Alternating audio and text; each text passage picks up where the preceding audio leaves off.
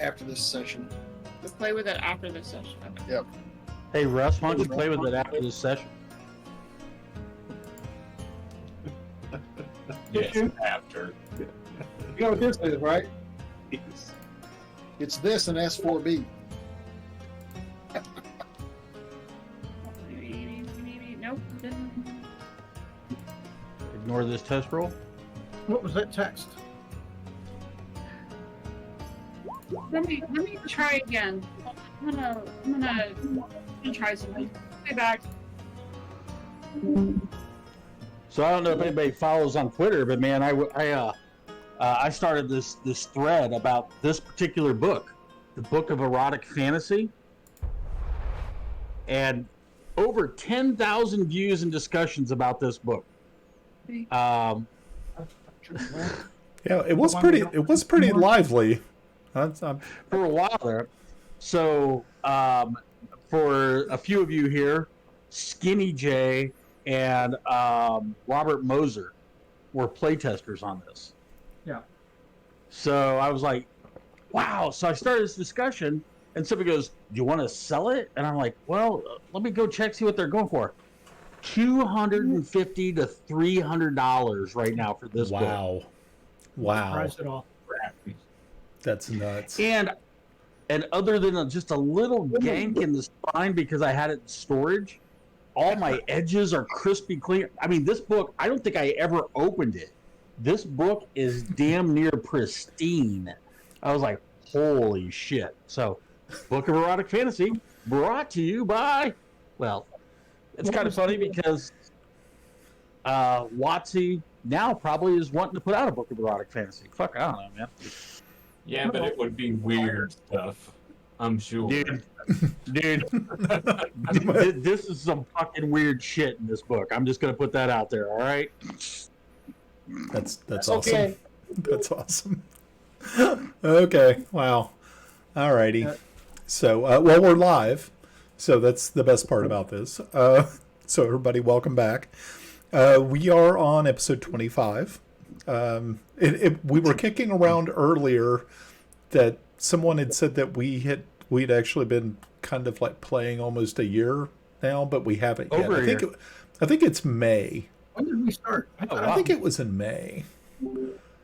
I mean, I can always go back and look. You know, I mean, everything's on YouTube, so I mean, it wouldn't be hard to check.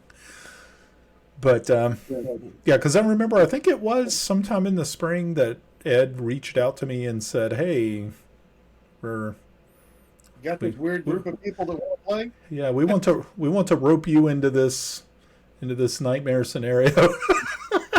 I want to get you in here and dealing with these crazy group. Yeah, no, but yeah, but so here we are at episode 25 of the Princess of Celene, and I think the last time that we met, you guys had finally defeated the Drow Shadow Blades, which was quite eye-opening for most of you. Or eye-closing for most of you, because there was a few of you that went down in a spray of blood and bone, and it was getting kind of dicey there. But one of the nice things about that you did walk away with some really nice, I guess, consolation prizes, so to speak. It's like, hey, we're sorry you got your ass kicked in that chapel room, but hey, thanks for playing. So here's some, but yeah, it's like, hey, look at this. So no, this is good, and it will definitely. I'm glad that everybody was able to survive it. I know there was another topic of conversation on Twitter was. I'd said I think I'm going to be the day that one of you guys actually fails all of your death savings throws and dies. I am going to be in shock, because I'm going to be like, oh God, I'm not a big fan of people just getting killed outright, but yeah. I mean, it can happen. You just never know. The roll's fate is a fickle mistress, so to speak. So, Alrighty, so last time we left off, you guys were back in the. You had just got done talking with the Marshes, and you also talked with Bilius, and they had given you some pretty nice gifts for saving both of them from the Drow assassins. Well, we have some nice parting gifts for you. Yeah. And by the way, guys, What was it? I said, and we have some nice parting gifts for you. Nope. Is Ed? Nope. I think Ed's. Yeah, we can't hear you. Lost Yeah. audio from Ed's. We lost last. Ed's audio This died. day's turning around for us. Well, Moss is going to be miming everything tonight. Be like, No, Tomas, it's going to be. wow. Okay. Painful. But truthful. Painful but truthful. Yeah. So, yeah, I'm also like sharing with folks.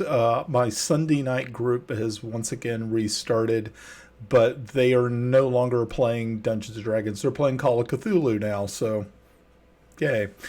And it was pretty shocking because there were like two people who'd never played before, and they weren't. I don't think they knew what was going on. So They weren't prepared. they weren't prepared. But they haven't even. Yeah. But they haven't even got to anything yet. that's the joy of Call of Cthulhu. I did Okay, warn yeah. them. I did warn them though that it is kind of a. It can be kind of a slaughterhouse for characters because, I mean, it's just bad. So they'll figure it out. Other than that, okay. So Sound check. Everybody got me? yeah, Yeah. sounding good. All I right. had in college, I had played in a Call of Cthulhu campaign. I had the character that survived the longest. 3 games. It was awesome. He was pretty crazy by the end. Yeah. You- Yeah, you after- feel like you bring up Call of Cthulhu. I was actually looking at the new paranoia rules today. Oh So gosh. beware. Paranoia. There's one of my favorite all-time games. Oh my gosh, that is an awesome game. It's an Oh, incredible game. Got And another I'm one. Can't wait. And not a plug, but what I'm seeing so far from Mongoose Publishing, I'm actually pretty impressed. Let's just put it that way. It looks pretty good. oh, good. Cool. That's great. Okay, so yeah, like so like I said, the last time that you all met, you got some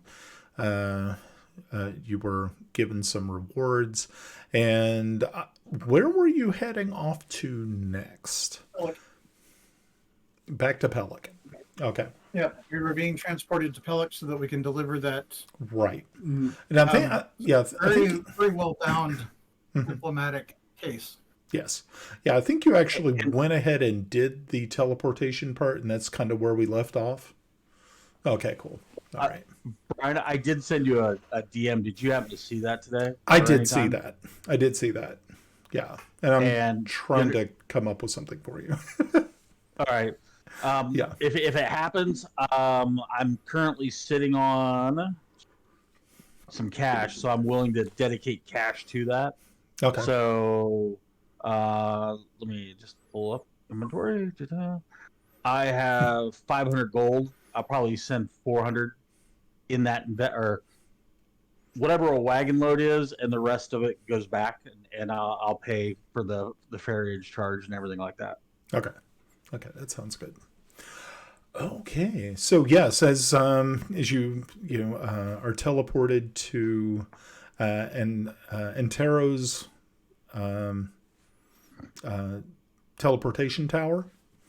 You arrive, and as you do, Antero is actually is actually in there working on some sort of potion or something, and of course you all just zap in really quick. There's a flash of light, and he kind of just rocks back a little bit.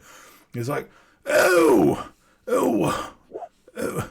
And he looks up with his glasses and are kind of like all fogged up and everything, and he's wiping them away. He's like, "Oh, it's you all. Oh, well, welcome back, welcome back." And he kind of looks you all over and says, "Oh, y'all look like you're pretty good shape. I think the last time, a couple of times you all have arrived, you were kind of covered in blood and things. I don't know what they were, but you do look much better. Mm-hmm. And We cleaned up before we headed back. and he says, he just looks you all over just briefly, and he says, "Well, it's good to see each of you here.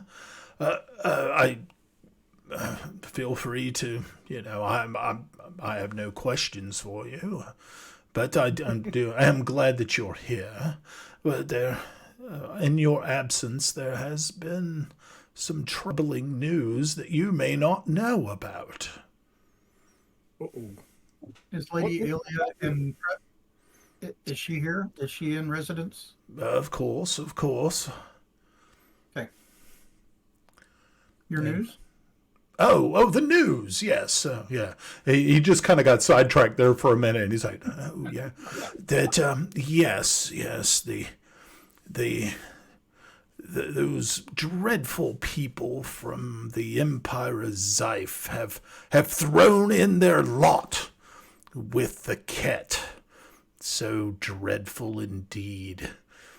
But, so that does not bode well for us. And so we will definitely have to find more allies somewhere to counteract the entrance of these desert vagabonds." You can see he doesn't really have a great love for a cat or its allies. So he And what country was that again?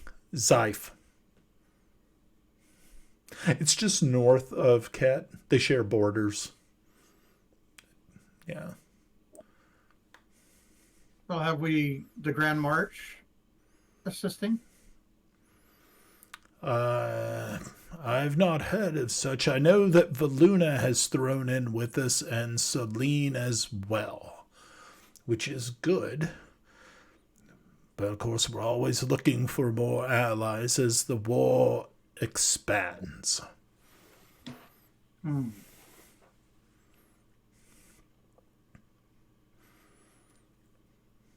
says, he turns very quickly, and there's this, the beaker behind him is bubbling over now, and the fumes are kind of like, just like it smells kind of like garlic, but it's got kind of a metallic hint to it, and you're kind of like, "Ooh, this doesn't look good."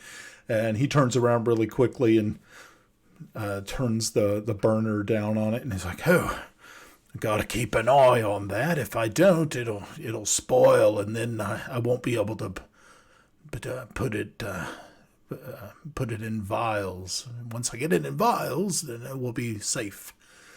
Right now, it's not safe." Well, on that note, we're going to head downstairs. Thank you, Carl, for your information, and unask the AO. He's like, "Oh, very good, very good. I'll see you all later, I'm sure." And he turns back, and yeah, you can see that he's kind of tinkering with it a little bit more and kind of muttering under his breath as you all make your way to the staircase and start making your way down.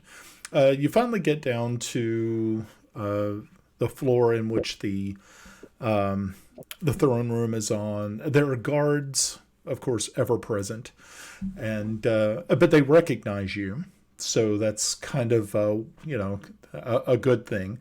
And of course, with Pellak being the rank he is, and also Grinna being known, also being that all of you are quite notable, and same with Tomas.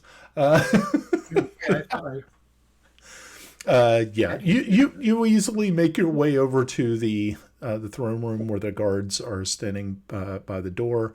One of them quickly walks inside, shuts the door to announce you. And in just a few moments, he immediately comes back, opens the door, and the guards open the doors, and you all have entrance once again into the throne room of Castle Oversight. So, you'll make your way in. You can make a perception check.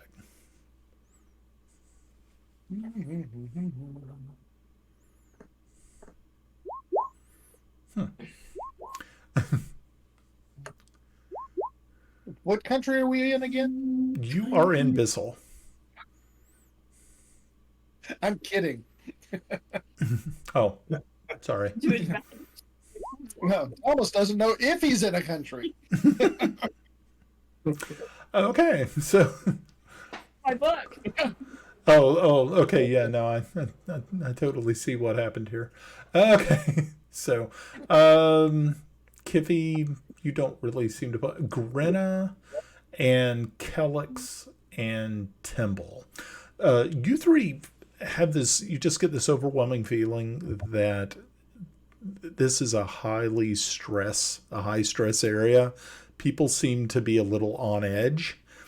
And you can see at this point in time, there is a large table that has been set up in the middle of the room, which has a gigantic map of the northwestern part of the Flanness stretched over it. There are several people here, including the Margrave is here, Lady Illya is here. There's, like I said, there's you see Sylvier, the elven envoy from the Vespi Forest is here. Elven what? That's what you have to say. Yeah. Yeah. Yeah. And you also see that there's another gentleman that you've never met before, but wears the livery of the House of Valuna. So that's kind of interesting. As you approach, they all look up, and the Margrave says, "Ah, my champions, welcome back. Welcome back. I hope your whatever task you were on, I hope you were able to complete it. We are desperately in need of your help once again, I fear." What can we do? He says, I mean, Run! "Well, says I'm sure you have been brought up to speed on what has occurred in your absence." No, in fact, we just heard the slightest bit. More information would be wonderful, sir. Is it possible that I could speak with Lady Illya for just a moment privately?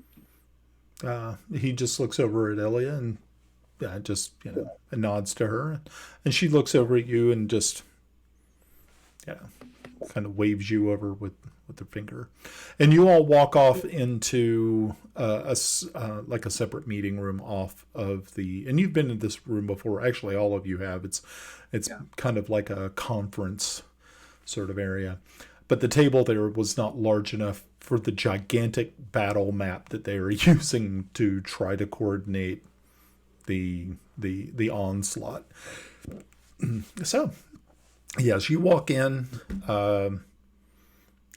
She immediately looks over and says, "So, I'm going to Master." also kind of wave Kellex along with me. Oh, okay. So, Kellex, you're kind of being waved along. Bye, I kind of look Kellex. longingly at the table and Yeah, and You're kind of- like, okay. I kind of feel torn away from. So yeah, Little cherry booty. Woohoo! yeah. So the rest of you are just kind of standing there, like, "Huh, that was weird. How did that happen? Where did Kellex go?" Okay, so you guys walk into this other room, and Lady Illya says, "Oh, so Master Timble, Major Pellak, what news do you bring from Sterich? Lady, I have this diplomatic pouch for you from the Marchioness. Okay. And we arrived there, and shortly thereafter, there was an attack on the Marchioness. She looks kind of astonished at this news. She said, "Is she alive?" Yes, we managed to save her and her wizard from the drop. Excellent. Excellent work. I'm hoping that our actions sort of assisted with what your desires. I'm hoping so too. I'm trying to mend fences with my cousin, and in doing so, hopefully bring maybe some aid from Sterich. I know that they have their own problems, but ours are not looking too good at this time. We need as many allies as possible, and it seems as though some of our allies might actually be stepping back, unfortunately. Which allies are these? Well, we do have on good authority that Valuna is with us to the end, but Celene seems to be faltering. The Grand Marsh, have they not thrown in? We have not heard any word from them yet. We're hoping that there will be a rider coming this week. But it seems that there's something that, but we're not really too sure why the Queen, why Queen Yolanda of Celene has pulled back her forces. We still have ranger units that she has gifted us, but it seems that there is some sort of diplomatic split, and we're not sure why. Interesting. Well, as always, we are at your service, but I had promised to give this to you, so I've done my part with this. I was not able to divine anything from it, so. She thanks you and says, I know that I promised you some probably gold for this. No, there's no need. I wouldn't turn it down for use in further missions, but at the same time, I'm not going to be heartbroken if you need it for the war. Yes, unfortunately, belts are very tight. Mm-hmm. And I hate to do this, but I'm almost sure that my husband is going to ask you to do more. And she looks over at you, Pellak, and she says, I know that you're duty bound, to Bissell, and you'll do everything that you can, Major Pellak. But I still feel that you all should be rewarded for the outstanding service that you have provided. Not just you two, but your entire band.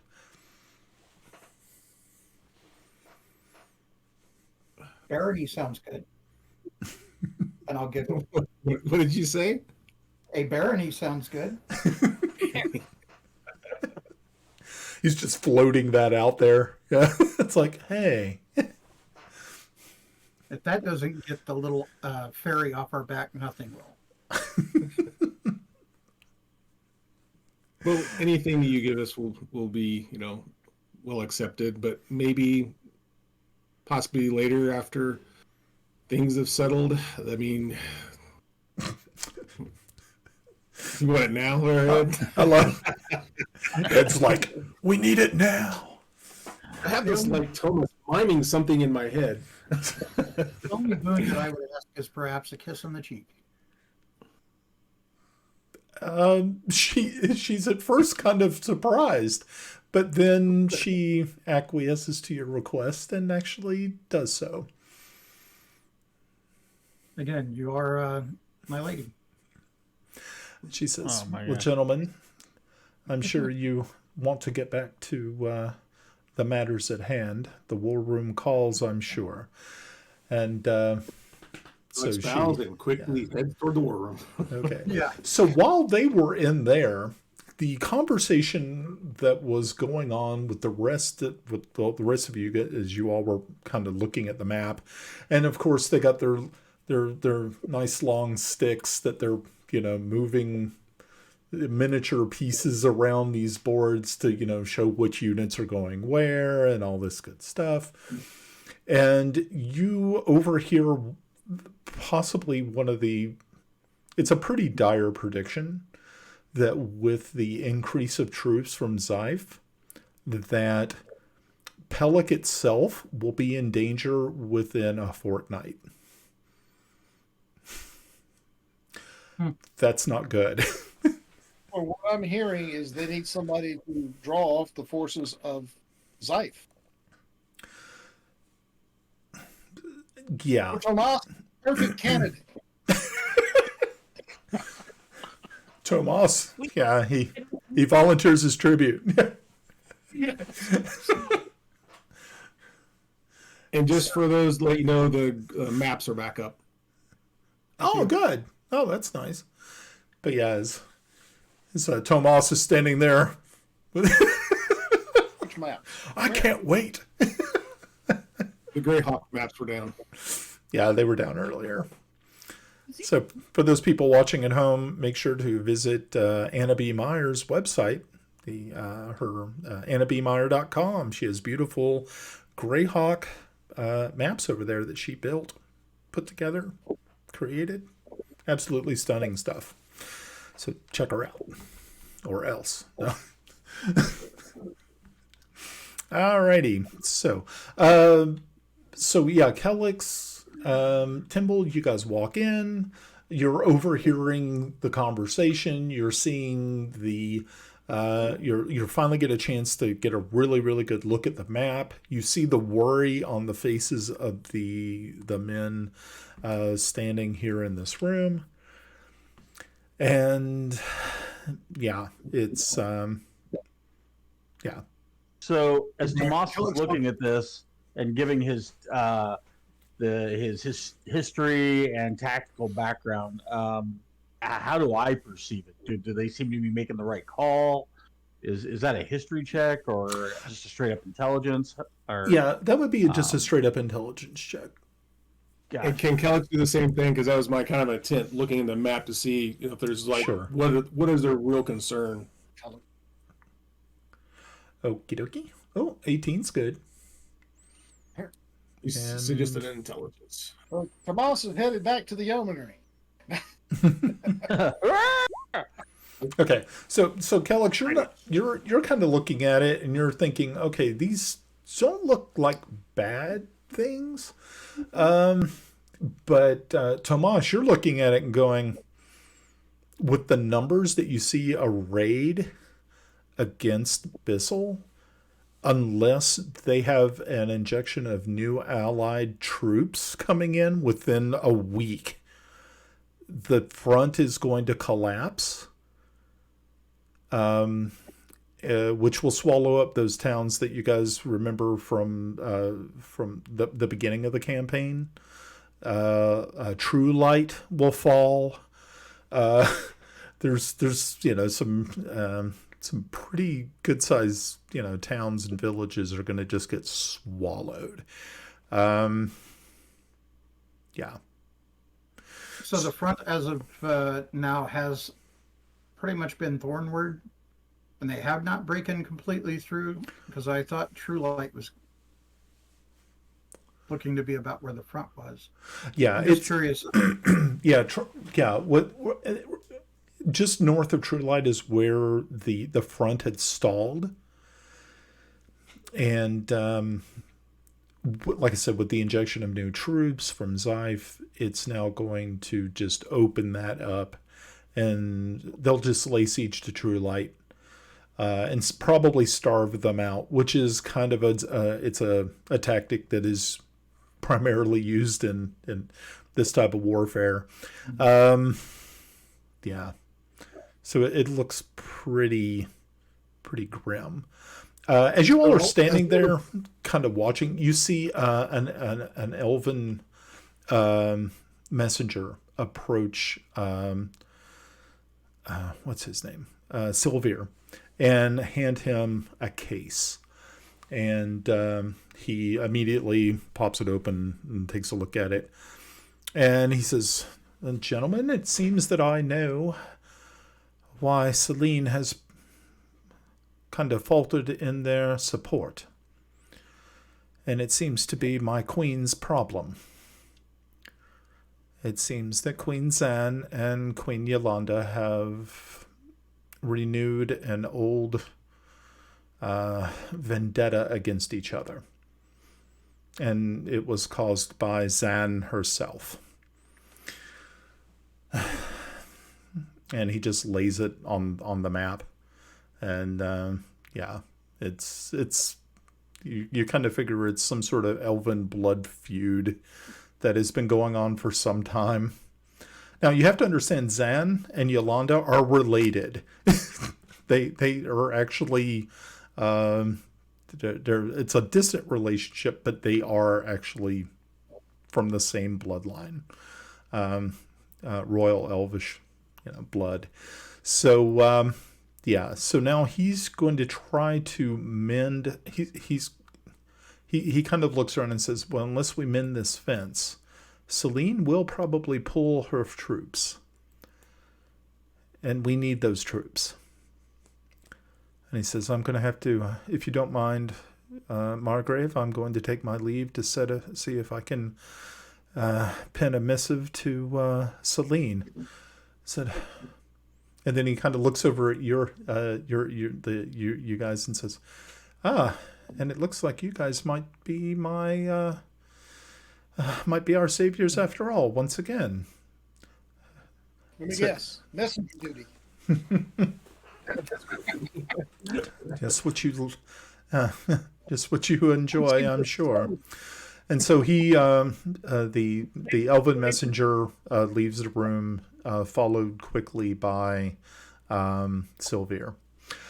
My ear's not quite that pointy. I don't know if passing the border will be easy. Yeah. Tomas, you had a question. I do.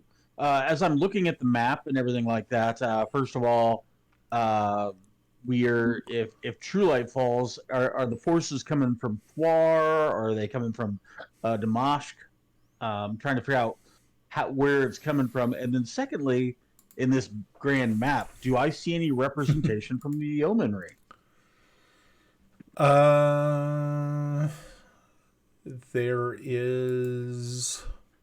there are actually yeomanry units. Mostly heavy horse cav and some archers, like archer units. But that's pretty much all that has been sent at this time. Any chance one of them was my brother? You would have to actually go to the front to see. I didn't know if it was unit flags. You know what I mean? Kind of as you see them, you saw the table. Actually, that's a good question. Yeah. Usually, you would definitely see unit crests or family crests or things of that nature if it was, from a ruling family. But yes, you do recognize a unit flag, and so that does give you kind of hope that yes, your brother might actually be amongst the ranks of those who are right now stationed outside of True Light itself. Oh, right. He's up in True Light. Oh. Yep. Okay. Cool. Good old True Light. I'm going to walk around to the Margrave and try to get his attention. Your Grace? He recognizes you and says, yes, Master Timble, how can I help you? Are the Knights of the Watch assisting? I mean, I thought we had close connections with Grand March and the Knights. Well, we have reached out to them. I believe Lady Illya might have mentioned that we are expecting a rider from them today. If we do get news from them that their troops are actually marching to help, that will alleviate some of the problem. But they will have to get here quickly because once, because I mean, we do have troops in Valisert Keep, and places like, but in Chargé, but we are kind of hoping that with maybe a more influx of troops from Valuna itself will definitely help. But like I said, within the way that this map looks to you guys, or especially to you, Tomas, is that within 2 weeks, or within 20 days, it's going to be pretty dire. Yeah. So. And unfortunately, it looks like we're not heading toward the front lines. I kind of look where the elf had left, and obviously we have another task, sire. I said, well, I mean, of course, his lordship. I keep forgetting this elven fellow, Sylvere. Lord Sylvere is, of course, probably wanting you to go to Celene. I'm not sure if that's going to help or not. I know this feud that is going on between Queen Zan and Queen Yolanda has been going on for some time. But I do find it so hard that he doesn't have better, I guess, messengers than us. None of us have ties there. It just seems odd. Well, an impartial third party might not be a bad way to accept this. Right. Elven queens. Well, you're forgetting the most important part. We're expendable. I am not. The Expendables. Neither am I. I'm an I have a artiste. scroll that can take me home.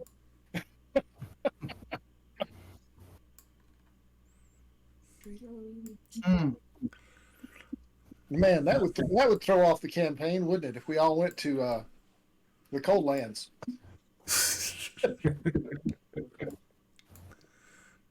Bet you didn't see that coming.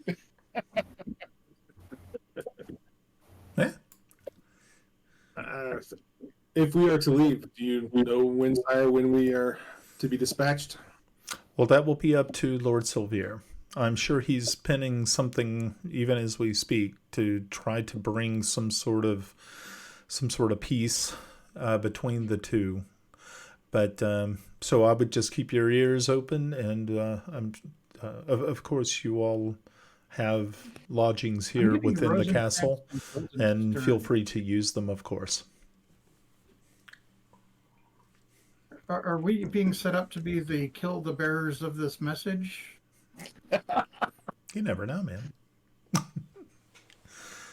Well, at least there's a really good chance that you're not going to have to go to the Vespi Forest. You won't have to go to Amarillo, but you probably will have to go to Instead, which is the capital of Celene. Where's our elvish friend at? Is she still working? Nope.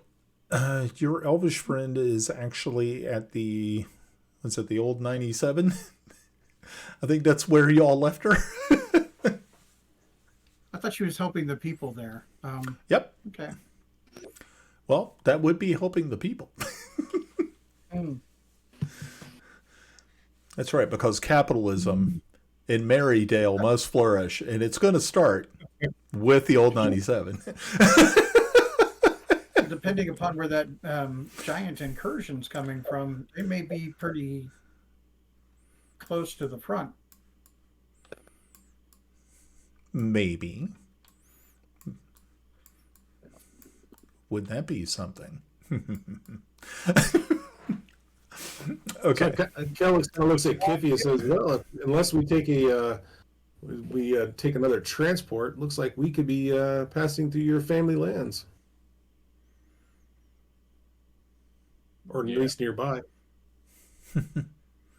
Wait, where are we going? Heading to Celene, right?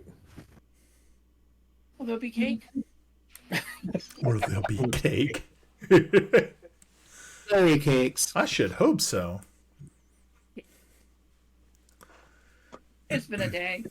So are we going through Valuna, or are we going to the Grand March, or to the Duchy of Ulick? Well, Yeah. I'd say, I mean, you can look, thank goodness the maps that we have here are pretty decent. And, I mean, the easiest path would be to go, up to, let's see, you could leave here, go to, Velissaret, Keep, head over to, Calabi, and then head to Fallsford, which puts you in Valuna. Once you're in Valuna, you can go through the Iron Hills to the south. Better than crossing the Lort Mills. The Lort Mills are pretty dangerous. But to go through the Iron Hills, it wouldn't be as bad. And it's actually, their roads are are pretty well guarded. And then, of course, to Celene itself in the south. Yeah, that would probably be the easiest way. Unfortunately, it will take you time to get there. But from what it sounds like to you, you're probably going to be leaving soon. Roughly how much time there, Brian, do you think? Traveling that long distance? Ooh, that is a long distance. Let's see. Because obviously it's going to be longer than 2 weeks. Yep. Oh, yeah. It is definitely going to be longer than 2 weeks. It's suboptimal and not helpful. And it's not, and we're on foot. Might Antero have an option to speed us along? What Antero might be able to do is get you to back to Greyhawk, which would probably be a little bit easier for you to travel. Yeah, Greyhawk would actually be closer. Yes, it would. Let me find Greyhawk. Yeah, actually Greyhawk would be probably the best way to go. So, if you went to Greyhawk, it would cut your time in half. So, I would say probably almost about a week of actual good travel to get to the borders of Celene itself. As long as I don't get any sidetracked. Yeah, as long as everything is nice and cool, nobody does anything crazy, nobody finds any telescopes laying around or anything like that. Swamp to the southeast, so Okay. Just blow a nice breeze in and then light it on. that's right. Okay. Boom. Okay. Approximately how far are we from the yeomanry from Singleton? Is that about a week and a half, 2 weeks? Let's see. If you take, let's see. Well, because the Javon goes all the way. I mean, you could actually you could go back through your favorite swamp, the Rushmores. Yeah, it was probably. Let's see. Singleton is right there. So yeah, it's about a week and a half to get there.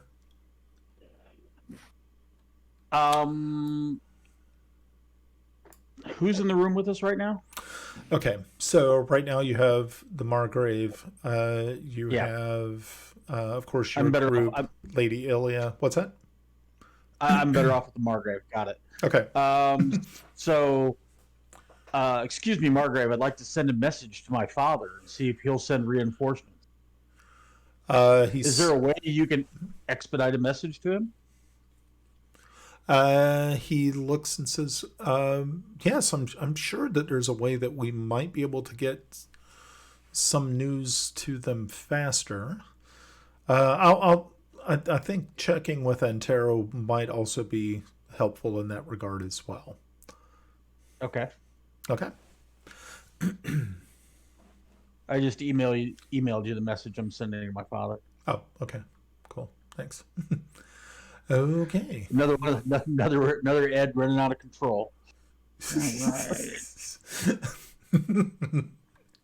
We have Okay. been on. Dear Dad. There we go.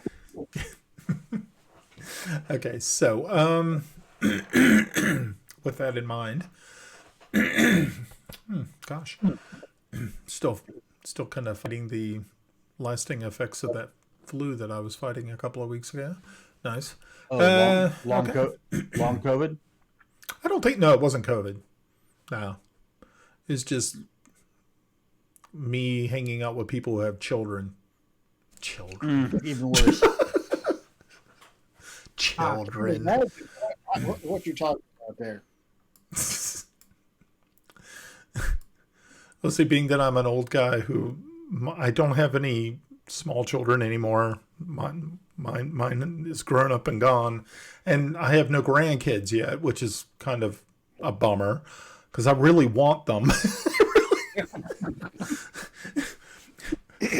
So yeah. So you want a little grandson to fart at you too? All right, I get it. Yeah, I'm on board. I'm totally on board for that. Actually, check that, Brian. Can I get a sending spell? I'm gonna change it down to 25 words. Yeah, I mean you can talk with Antero. Got it. Yeah. Okay. So, anything else you wanted to do here in the throne room, or are you guys going to? Has Lady Illya returned? Yes. Oh yeah, she walked in right behind you guys right after you all had met. Well, I'll use. Oh, well, did she get into that message and read? Yeah. She was actually setting off to the side and had opened it up and had taken a look at the contents within. And over to her. Okay. Any good news? She looks up and you can see that the worry that was on her face before is shifted, and she says, "This is excellent news, Master Temple. Thank you so much for doing what you've done. This, I think the Margrave will be pleased to see this." And she stands up and walks over and places it in front of him, and she says, "See, husband, it looks as though our good friends have been able to bring us a gift." And he looks down, takes a look at it, and says, "Gentlemen, ladies, this is good news indeed. It seems as though the rift between my darling wife and her cousin has been mended, and it looks like we have another ally." Of course, he looks at all of you and back over at you, Temple, and just gives you said, "Thank you so much for doing what you've done. You don't know how much this means. Oh, you probably do know how much this means to us. Because you Perhaps we are the few that would understand." Yes, of course. And he looks over at you, Calix, and he looks over at Grenna, and gives you all a very slow nod, and he says, "Yes, Promotion. yes." Promotion. He said, "First of all, it said once again, before you reached out and you plucked me from the hands of our enemies, and then you turn around and once again, I could almost see that you've plucked this country out of the hands of our enemies as well." Man, we're in plucking trouble.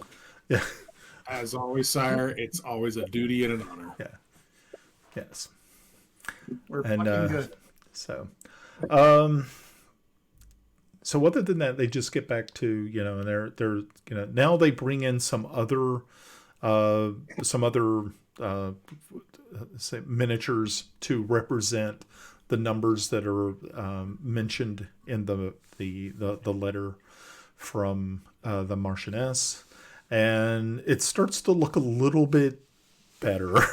It still isn't good. Scythe is a gigantic country that has a pretty good size military, but this will definitely slow some things down and of course, if you can get a lasting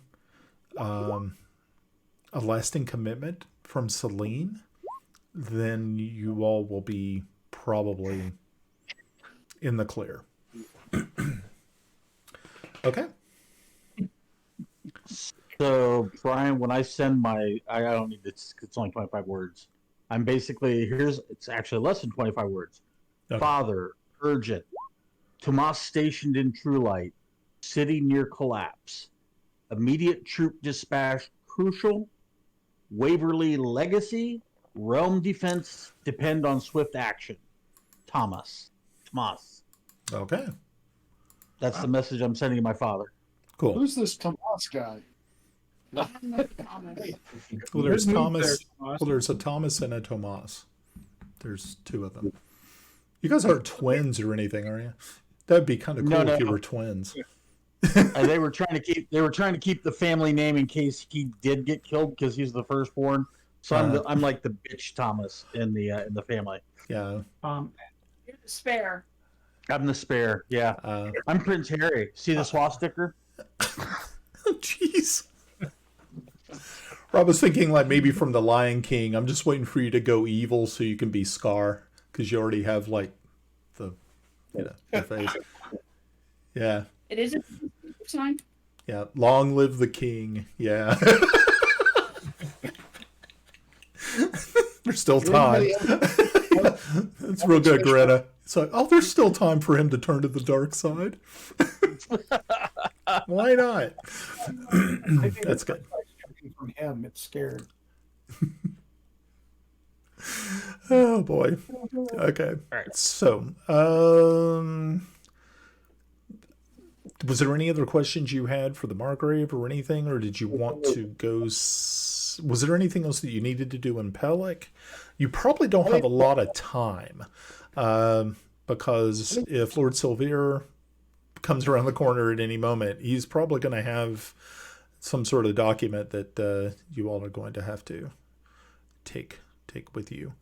Calyx, you're also kind of a little bit, being that you have to go to Celene, that Melda had to go to Celene, and you would thinking that maybe this might not be a bad thing, but trying to get a hold of her might be troublesome.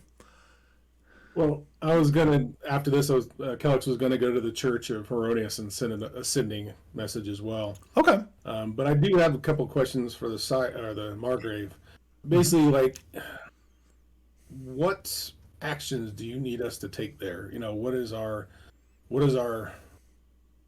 mission?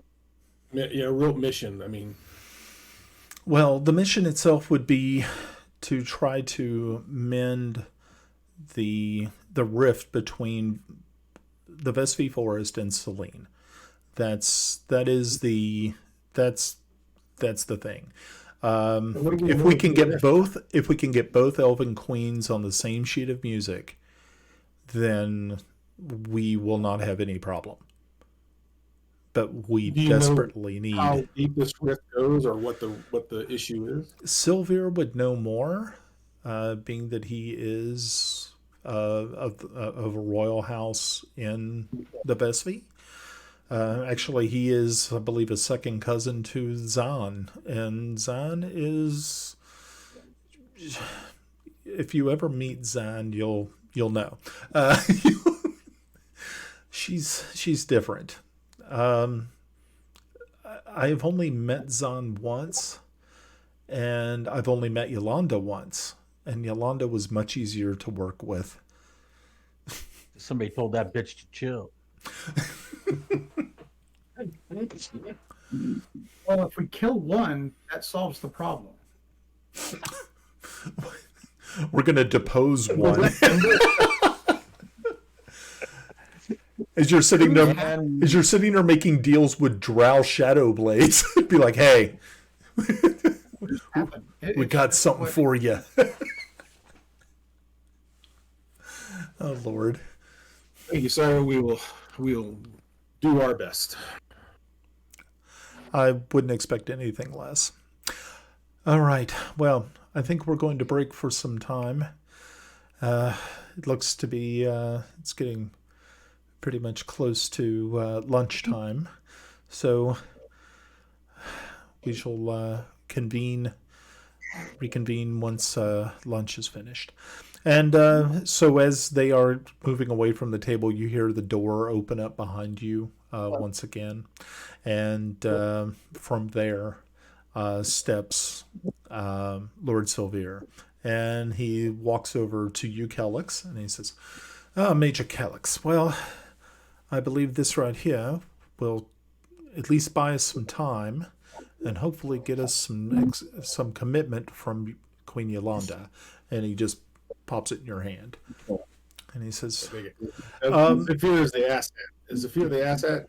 Yeah, well, he's always, the first time you met him, he was just very pompous and very arrogant. But you can see there's something has changed with Sylvier a little bit. It seems like he's softened a little bit towards you, just you. Being that you have rank and station, he kind of feels that while you are still beneath him, you're not Timble. or yeah, you're not Timble. Raise the bar. You're a foreigner, Ed. That's true. I'm a foreigner. Okay, I take it when I look at it. What did he give me as a? It's actually a scroll case that has like the ribbons that have like the different seals and stuff on it. So yeah, there's like 3 different seals on it, which is the house of the ruling house of SV, his house, and that you also see the seal of Bissell on it as well. So yeah, you're kind of thinking that as he's kind of a go-between, but he is kind of needed here to help with Vesvi troop movements and consolidation and things of that nature. So you all are the next best thing. Do I read this now or when we are ready to start? Actually, that is sealed, and it only is supposed to be. It's for the Queen's eyes only. Oh, sorry. Okay, I thought it was good. Okay, gotcha. No, yeah, yeah. What he does tell you though is that if you were stopped at the border of Celene, all you have to do is show them the seals, and that should allow you safe passage. Without them, you will probably be arrested, and who knows what will happen to you at that point. Right. Felix tucks it away. Yeah. Okay. And gives him his things. Nice. Temple. I would refer you to my role since I said I was going to pick his pocket. Oh. Okay. So you kind of slide behind Sylvier and reach into one of his pouches, and yeah, you relieve him of 3 platinum pieces. Wow. I mean, come on, it's Sylvier. I mean, he is money, and it's old money, so so yeah. I was hoping to find one of those seals. Well, I guess I'll just have to study the ones on Make forgeries. Of course. Nice. I love it. Okay.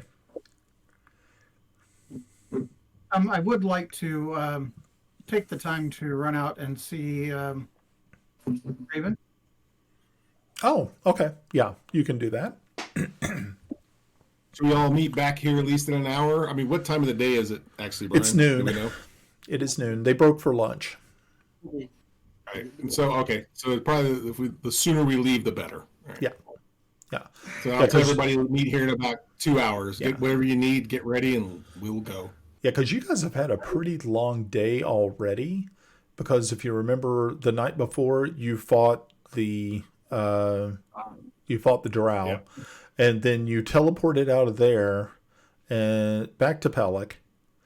And so it's already been a day for you guys, and it's been Okay. yeah. We don't need anybody getting any stages of exhaustion, so okay, we'll leave in the first thing in the morning. Right. Kiffy, Okay. where's Kiffy's uncle? There's what? Angus? Yeah. Gravelheart? Yeah. Well, he's I didn't out. hear him mentioned as being here. Yeah, he isn't. That doesn't mean anything bad. It's just that he is the captain of the guard of Pellak, and he's probably super, super busy because there's a lot of crap going on. But, I mean, you can ask about him. I certainly will. Okay. Yeah, and actually he is setting up, being that they did not know if they were going to have the proper support from their allies, that they were out there. They're actually out there digging pitch trenches, and he's directing that sort of anti siege. I'm trying to think. There's probably a better word. Yeah, like siege in place. You know, anti-siege emplacement. Yeah, it's like engineers out there pouring. You know, digging trenches, pouring pitch. The good stuff. Oh yeah, get that dwarven blood pulsing. Guys, on that subject, I saw something the other day. When Robert the Bruce was fighting the English, he was trying to channel the cavalry into certain areas. So what he did is he had his soldiers dig a pit about a foot in diameter and about knee deep. Each soldier. Thousands of them. Now that's going to be hard for a cavalry charge. Oh, yeah. Too. Yeah, that would be pretty difficult. Alrighty. So with that in mind, Yeah, one of those strange factoids that just got stuck in my brain, and I had to share it. that's cool. Yeah, but being that there's probably a few of us here that are kind of history buff type, you know, when it comes to that sort of stuff. Alrighty.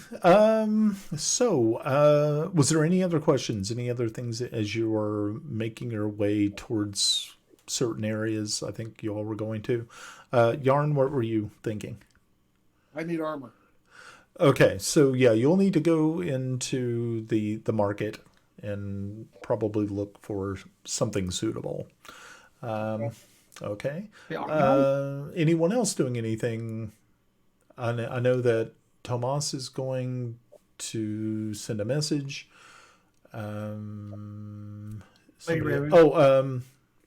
Kellex is sending a message. Okay, so that's good. Kiffy, was there anything that you wanted to do, or Not really. I think we're just stopping over here. I'll actually go with Timble because it's Raven at a bar. Yeah. You're not really too sure. It's kind of hard to. You're not really too sure what Raven is up to. But going to Raven's Tower is probably the easiest way to determine if she's actually around. I'll bring him along. Yeah, Sure, Grenna. it's something to do. Grenna, is there anything that you were doing? Because she's still got bubbles there. Can't think of anything that I need to do. Okay, cool. All right. Well, let's see. I know that Yarn is going into town to look for armor. So that's at least. Or what you could do is actually just retire to your room here and sack out after the long day you've already had, and just kind of get prepared for the trek ahead to Celene. Okay, so let's take it from Okay, so Kellex, you head over to the Temple of Heronius. You touch base with the head priest there, and from there, of course he sees you walk in. He says, "Oh, welcome back, welcome back. How are you today, Major Kellex?" Yeah, Fiho, right? Was his name? Yep. Hello, Father. It's good to see you again, Father. I was wondering if I could send a message. Of course. What would you like to send? Now I got a question for you, Brian. Yeah. So last time I sent something to Melda, I say we were going to Greyhawk. Yes. And then some other things, if I remember right. I can't remember exactly what it was. But I haven't said anything. But you said something she was going to Celene? Yeah, that was the plan. Okay. All right. And I got another question for you. Sure. As a DM, how secure are sending messages? Extremely. Okay, I just want to make sure. Yeah. In encryption. Yeah. A little paranoid, that's all. These are Okay. these are NSA brand messages. Oh God, never mind. Could be worse. Yeah, everybody knows what they're gonna read that shit. All right, so I'd like to send this to Melda Emberhart. Okay. Missing you, heading southwest to resolve a family tree matter. And is this like a voice or is this like text that Pete shows on people's head? Anybody know? It's voice. Okay. Yeah. And I kind of emphasize tree, kind of identifying the Celene family tree thingy. Okay. Wish you were here with us for both your valuable connections and company. And I'll leave it at that. Okay. Alrighty.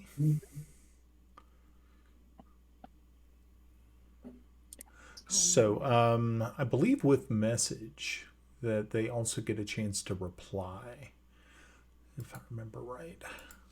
So many. Here's it. Okay, thanks, Ed. 5E. Did he do message or did he do sending? Because distance. Oh, yeah, sending is different. Oh, yeah, that's right, because message is only 120 feet. Sending is different. Third level spell. Cool. Let's take a look at that, shall we? Okay, so yeah, range is unlimited. Creature which you are familiar, blah, blah, blah. Duration 1 round. So there is a 5% chance if it goes that it doesn't make it if it's on another plane. That's pretty. Oh, okay. Well, that's not a problem.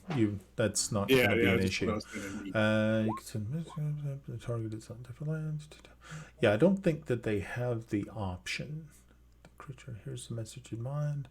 Recognize, use the center, and can answer in a like manner immediately. Oh, okay, cool. Alrighty, so that's cool. Okay, I thought that they could.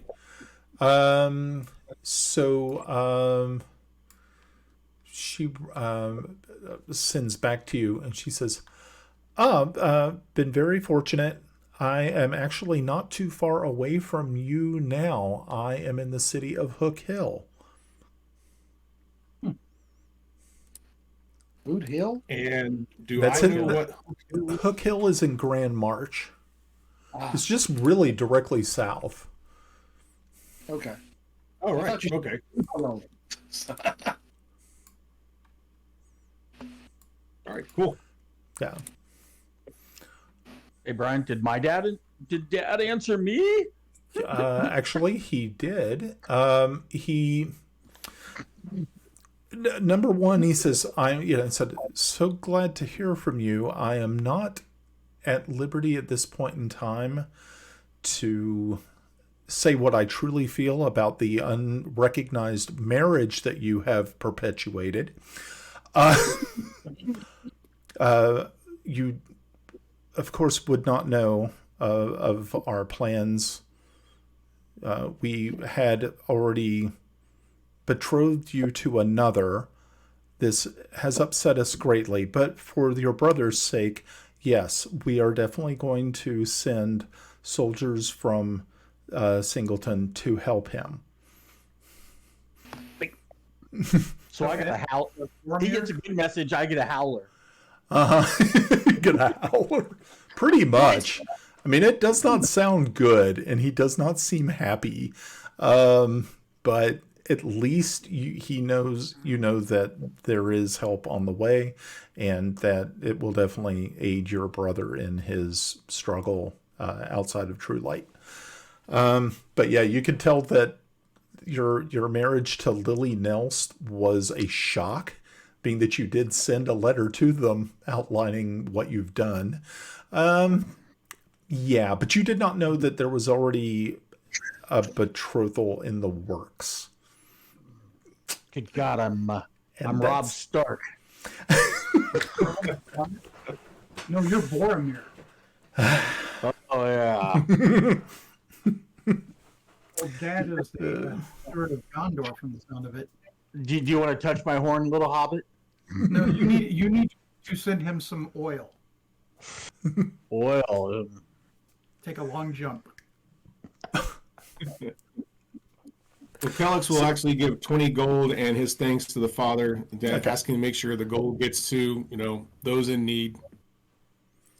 And he says, Calix, once again, thank you so much for your steadfast patronage.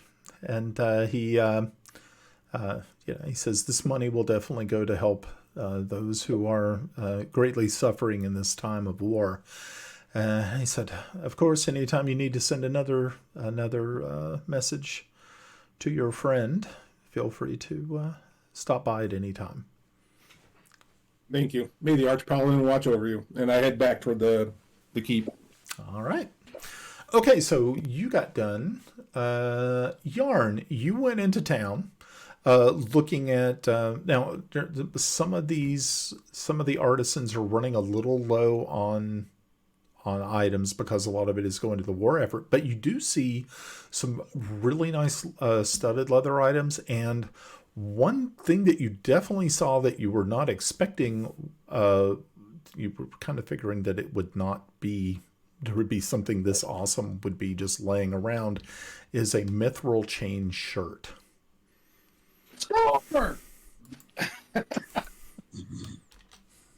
Assuming it fits. Would it fit me? Let's see. I'll offer a fillet knife to take any off so that it does. Wow. Okay. So what you see, it's light flexible metal. Mithril chain shirt could be worn under normal clothing. Yeah, it's normally for like this is made for like just a regular, like a medium-sized person.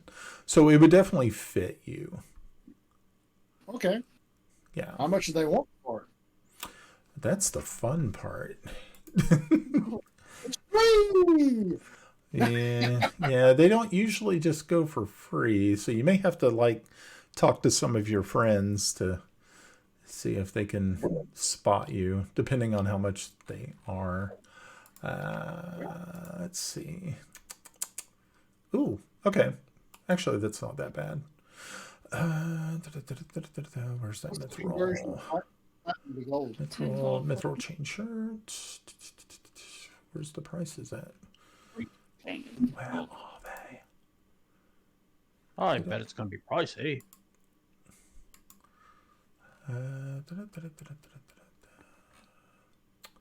Why don't they ever put like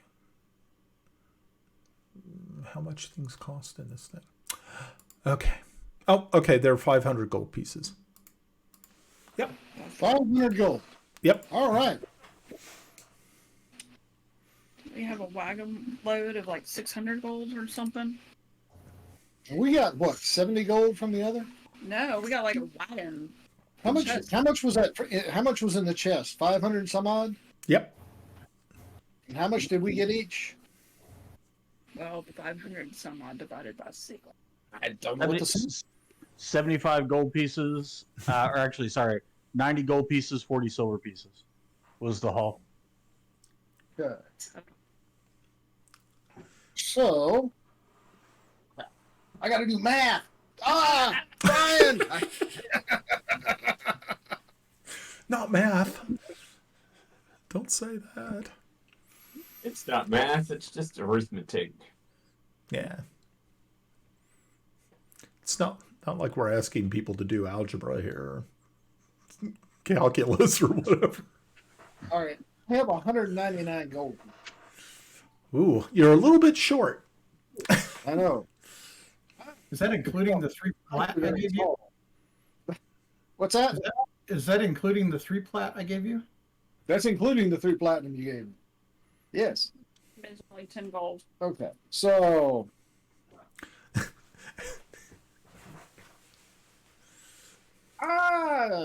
Let's see. Can I help him if I'm there? Can I help him try and negotiate down? Let's see. Did you say that? I thought you were going. I'm not there. Yeah, I didn't think you were. I didn't. Yeah. I was just wandering around, so it's entirely possible that he could have. Yeah, there's a good chance you'll run into him. Let's give us a percentile check. And you can we'll say high or low on that. All right. Well, do you want me to throw it, or you can roll? You just call it before you roll it. Absolutely. Hold on. I want to close my character sheet. Character sheet. Apple Core, who your friend? All right, here we go. So, man, is Beyond kind of dogging for other people too? I don't know. Did you call it? It's Thursday night. I was just pulling out my character sheet. I'm going to roll high on this. Okay. So roll one. Roll to everyone. Oh, wow. That's awesome. All right. So very good. Yeah. So as you're just kind of like making your way back to Castle Oversight, you see Yarn standing over there, like emptying out like every pouch he has. And you can just see that there's a gentleman at the blacksmith that he's at is just kind of looking and shaking his head like, yeah. And so you kind of waltz up behind him and look over his shoulder and go, Mithril. Mithril. Mm-hmm. I rummage through my pouch or my backpack. I pull out my old chainmail that he couldn't wear, lay that out. Okay. And I put an additional 100 gold pieces that I have on me. Okay. And then at that point I'm broke. I said, and then I'll be like, okay, that help? Yeah, that helped. Yeah. No, that would definitely help a lot because what you did is because I think you had 190 originally. I was looking up. Again. Oh, no, Yarn. You threw down 190, right? Yeah. Okay, so you threw down 190. Let's see, was it like 100 gold for a chainmail shirt? And then you threw another, 200 on top of it, or 100? 100, and then that gives me... Okay, so that's actually good. So if one of you guys will give a... I don't think there is such a thing as bargaining, unfortunately. How about persuasion? Persuasion. Yeah, see if you can persuade him to accept what you've offered. 22? Okay, so Tomas just slides in there, opens up this bag, throws this chainmail shirt down, lays out some gold, and then just delivers this smooth line. And the guy looks at it and goes, yeah, nah, we can do this. This looks good. And so he pulls the chainmail and scoops the gold into a pouch, and he hands you this mithril chainmail shirt. Woohoo! It's like, I take the chainmail shirt, wad it up, put it in my backpack, and walk away. He doesn't quite get it. Is this where this one fireball happens? No. This would be. Oh hell, where's the cantrips? I hold it up. The infestation of his crotch. Actually, I kind of hold it up to Yarn. I'm like, aren't you a little short for a stormtrooper? Here you go. And hand it to him. 6'1", goober. All right. All right. Well, thank you, So man. so yeah, now you have a chainmail. You have a mithril chainmail shirt. Oh Yes. my. Okay. On over under my clothes. What weapon are you using? Generally, Well, now that you're a well, thumper. you see, I that's one of those things I have to figure out because all I have is a staff and a dagger, really, a crossbow. But I can actually use real weapons now. But I don't want to. The whole idea of the fighter was be able to wear medium armor. Because my armor class sucked. True. You have that over your robe? What's that? You put that on over your robe, right? No, under. See, it's kind of like that scene in Lord of the Rings when they're in the tomb of Balin, and Frodo gets the yeah. Okay. Alrighty. So all right, so that's good. Let's see. Timble. Okay, so Timble and Kiffy. You all head over to Raven's Tower. So it's a little bit of a walk, but not too far, and you finally find this, and it looks exactly the way you would expect it to look, Kiffy. I mean, you've seen this before because you all crash landed there, but in the it's like yeah, you kind of figure, yeah, elven necromancer, yeah, this is definitely her shtick, and you knock on the door.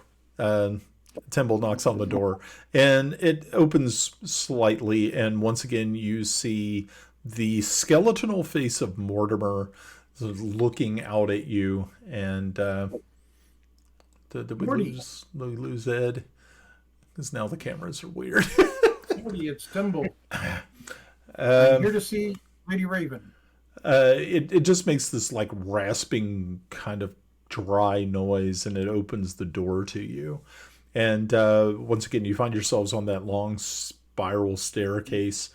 And what's really nice, of course, you guys are kind of shorter stature and have smaller feet. It's not as hard as if it were like a normal human being. So you all go up these stairs pretty quickly and pretty easily to you. Where you find Raven sitting at a long table in her sitting room, poring over some books. And as soon as your feet, of course, Kiffy is not the most stealthy of people, so you can hear this clank, clank, clank, clank, clank, clank, clank, clank coming up the staircase. She just kind of looks up and sees you and was, Timble, Kiffy, welcome back. Where the rest of you? Is everybody okay? Oh, okay, good. She closes the books and she says, "You have to see what I've caught." Oh. And you can see like there's this sparkle in her eye, and you're kind of thinking, "Oh, what is she?" Yeah, Timble's kind of thinking, "Oh Lord, what has she done?" And thinking, I hope it's a tree fae. Tree fae. No, so she walks over to this. It looks like there's some sort of like a curtain there's something hidden behind it, and she throws this thing back, and inside it looks like some sort of glass sarcophagus filled with some sort of reddish fluid. It doesn't look as thick as blood, but inside there is a person inside of it, and it's a medium-sized human. Human, and she says, she just kind of looks at you all like thinking that you should know what this is. Is there a roll that I need to make? Yeah, make an arcane knowledge check or a religion check. Either of the two will work. Okay, so yeah, Kiv. Okay, so Kiffy. Okay. So Kiffy looks at this thing and immediately goes kind of pale because Kiffy knows exactly what this is. It's actually a vampire that she has captured and placed in some sort of arcane stasis. And you can see that she is absolutely like just giddy with excitement about having this thing. And you're all like, and of course, Timble, you're just like, you don't understand what you're seeing. And Kiffy is backing up. Oh, the girl must have her toy. And are you sure this is safe? she just looks over at you and smiles at you, Kiffy, and says, Kiffy, don't worry about it. He can't get out. And if he did, he would immediately turn to dust. So don't worry about it. I've totally got this under control. And she said, she quickly whips the curtain thing back around and covers it up, and she's like, "On." So I've been wanting to show somebody that for like 3 days. And she's just, what are you going to do with it? You know, I really haven't. I haven't figured it out yet, but I'm kind of thinking I want to harvest it. And she just gives you this smile, and you're like, "Why? Why, God?" But I mean, to Timble understands. Kiffy is just like, "That's okay. Wrong. But he's kind of torn. He's like, "That's." I'll look at her with a twinkle in my eye and say, "Dibs on a fan." Oh, she just was like, now, she said, that I can definitely do. She said, so how can I help you? And I'm glad to see you all are here. I wanted to catch you up on what has happened with us. Oh, of course. I pull out the little marble. Yeah. And I'll set it out on the table. She looks we at got it. These up from Drow. She reaches over and picks it up and says, oh, you there was only one? Yes. Interesting. Do you know where this goes? Oh no. And I'm not certain I want to find out, but she kind of looks at it and she's like, Shadowblade squad sending that was sent to kill the Marchioness of, she looks absolutely impressed. She said, you fought a Drow Shadowblade? Was it 2 or 3? I'll look at Kiffy. Yeah. Yeah. All the above. 3. She sets the little marble back in front of you and she says, that is very impressive. And I'll pull out my little obsidian knife. I got this off of them. Oh, now that is interesting. You need to hold on to that. Oh, I intend to stick it right where it needs to go. She chuckles and just laughs about it. And you're like, no, that's funny. She says, well, it seems like you all have been quite busy. I think it has been an interesting ride. Yeah, I am sure. So, where are you off to next? I'm not 100% certain how we're going about things, but you do know the situation here is becoming quite dire. I've heard that there was problems. We have Celene seems to be pulling back from assistance. And so she just kind of smiles at that and she says, I think I know about that. Elves have a way. And she's like, you know something of this? We know all about elves. Yeah. It is ancient elvish history. Well, it does seem that at one point in time, Yolanda had a husband, King Ethelene. King Ethelene was slain by orcs from the Pomage. but it was said that actually the son of Zan could have saved him, and he failed to do such. He actually pulled a very cowardly move and fled the battlefield when he could have actually saved Ethelene. Oh. Yes. And the problem that has occurred is that Zan's son was made a general of their forces to fight here in Bissell, which has angered Yolanda. I know all about this. Wow. Because there's talk we may be sent there to try to mend the rift, but... oh, that's going to be interesting. You're going to have to deliver something far more more valuable than even a dead king to bring Yolanda around.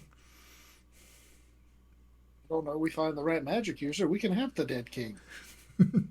She just kind of chuckles. She said, well, that would be interesting, but I don't think the way that I do things would be very helpful to you. And she just kind of casts a little side glance off to the side there, even though you're not there. Okay. So she says, well, then that's... Any insight of what we could possibly do?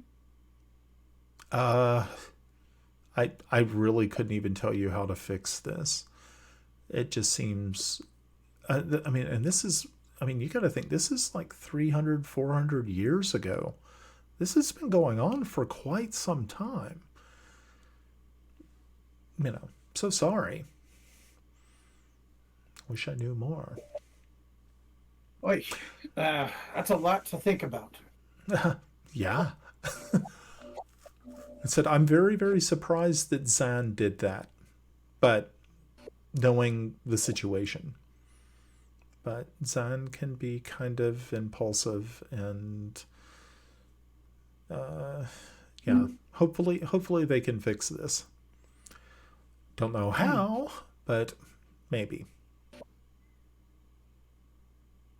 So Well, she I says, guess so our when little do you group is so when do you leave? I am not certain. I think there's still discussion on that. Probably as early as the morning. Oh. Well, that is interesting. So, is there anything that you think that I could do to help you?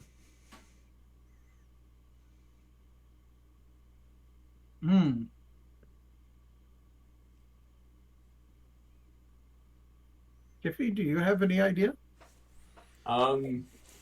Yeah, I am kind of opposite of her sort of persuasion, so I have no idea what she could even do. Okay. Yeah, being that she is a necromancer, it's really definitely outside of your area of expertise.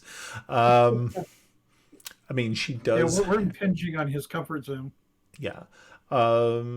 She does...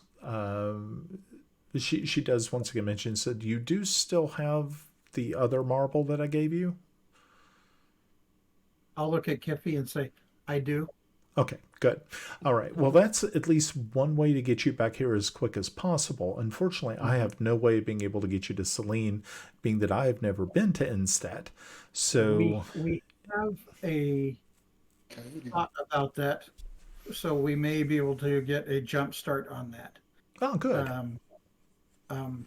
Pentaro may be able to send us to Greyhawk. Wonderful. From Greyhawk to Celene is an easier ride than across the mountains. True.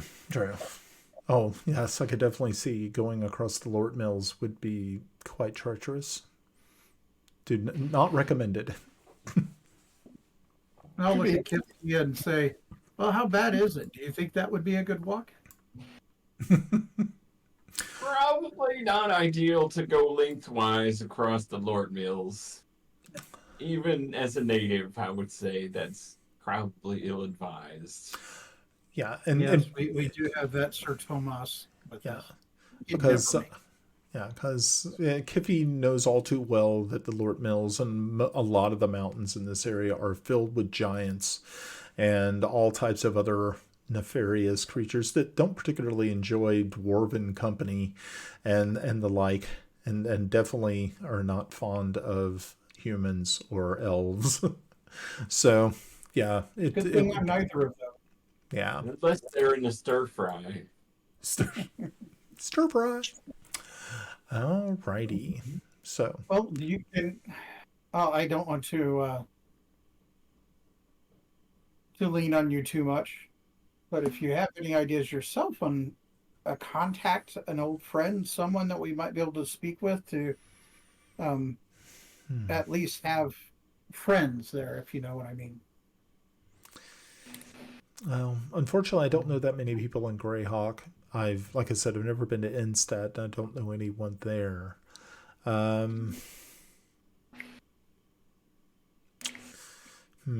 It is interesting.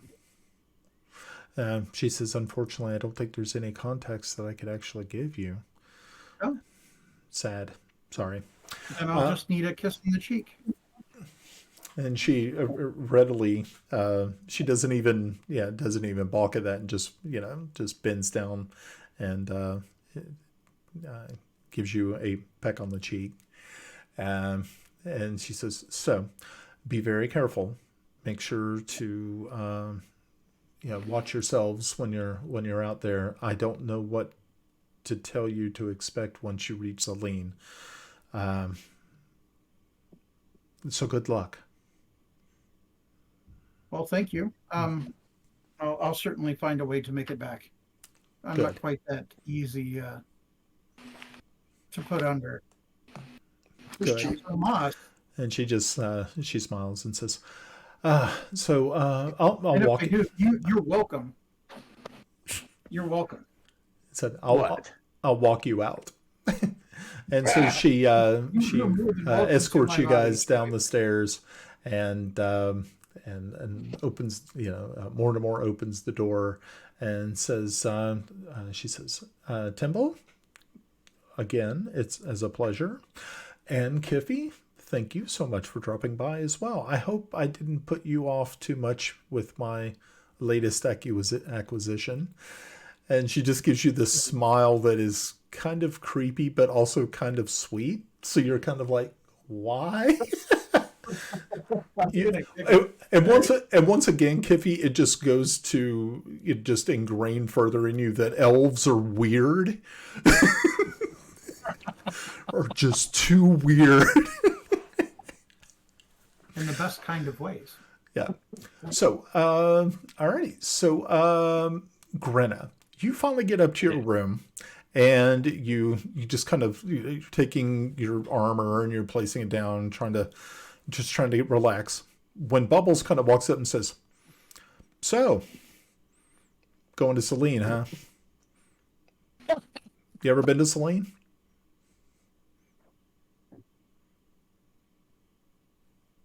Grenna? Greta? Yeah. So Bubbles asks you, hey, so we're going to Celene. You ever been to Celene? Nope. Yeah, I haven't either. Matter of fact, I haven't really been anywhere except with you. So, interesting. So what are you going to do about this dryad princess? Because, I've been kind of watching how things are falling into place. It's not looking good. I'm trying to get back to the forest. Nobody's going back that way. He just, you kind of see, he sort of sits there, and you know how like dogs will do that? They'll just sit there and then they'll cock their heads at a weird angle. Like, You said something stupid. yeah, it's like, he just kind of looks around and says, you need to talk to a druid. Yeah, You need to talk to a druid.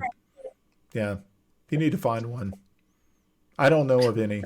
You're going to need to find one. No, any either. Look, is the blind leading the blind? Pretty much.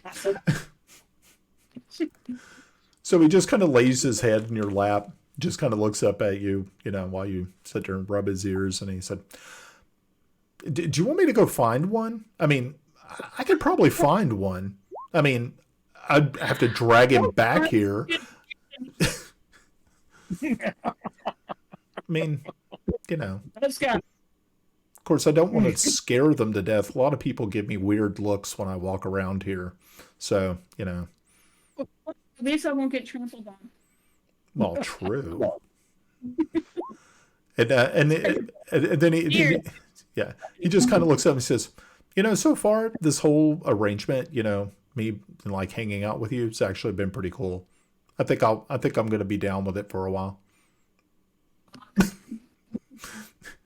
He just seems so matter of factly. He's like, yeah, I got nothing going on. I'm an alternative to something else. Word. And you know what I had jump in my head? Princess Bride. What? Now? No, there's a shortage of perfect breasts in the world. So, yeah. Where would you suggest I look for this druid? Yeah. I think a druid would help you. Bro. Dude, I'm sorry. He was talking. What? Oh. So he says, because now he's big enough to ride. Did you end up getting a saddle for him yet? I can't remember if you did or not. No. But because now he's definitely big enough to ride. So he's She doesn't need a saddle. She's going to ride him doggy style. Oh Lord. Okay, that we just went somewhere. Blah, blah, blah. I thought you were going to say bareback. But... Nope. Went on a totally different tangent. Yeah. That was special. Nice we're having weather. Yeah. We might want to see about getting you some sort of armor. He says, he kind of looks up and says, and he looks up kind of hopeful. He's like, armor would be good. Yeah. Yeah, I'm kind of... I like armor. Yeah, do you think I could get that armor that Pellak wears all the time? That's like really cool armor. What does Pellak wear all the time? He wears plate. To play around with that. You think it's a little heavy? Probably too heavy. Really? Yeah. Better It looks good. It looks good on Pellak though. I think Pellak wears it well. It's pretty cool. Yeah. All right. It'd be shiny. Yeah. Right.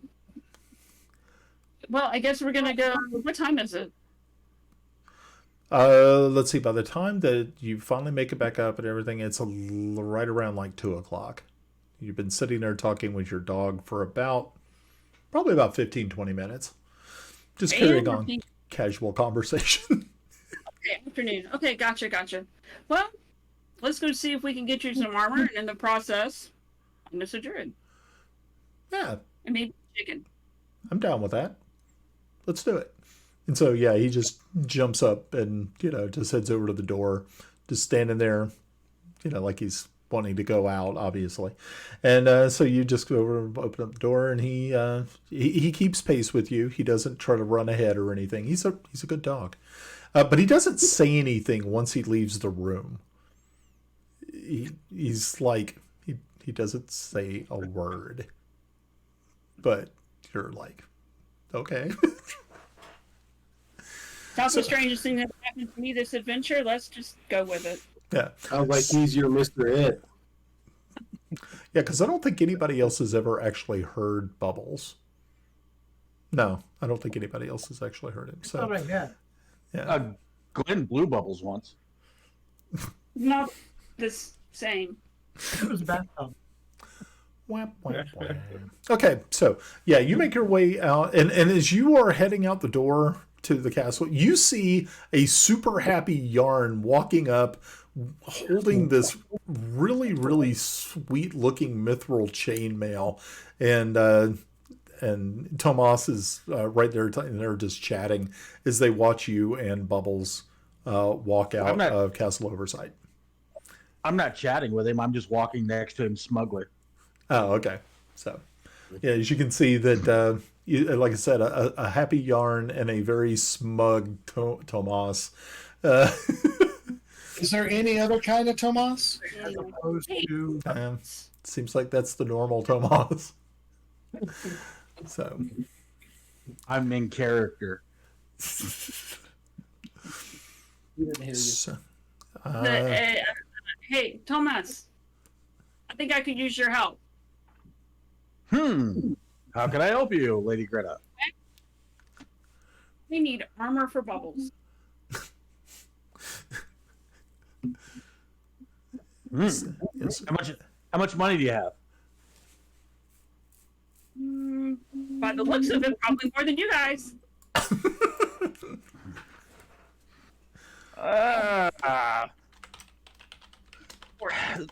I think the problem is, I guess if we find a gnome artificer or a gnome armorer, maybe, because they would specialize. What we should get for him? So if we could buy all this stuff, I could probably put it together. Okay. But tall people deal better with tall people than they do with short people. And you're tall. How did that go in Singing in the Rain? Tall people look like tall people and short people. No. Anyway, yeah, okay. All right, I say, hand me your pouch of gold.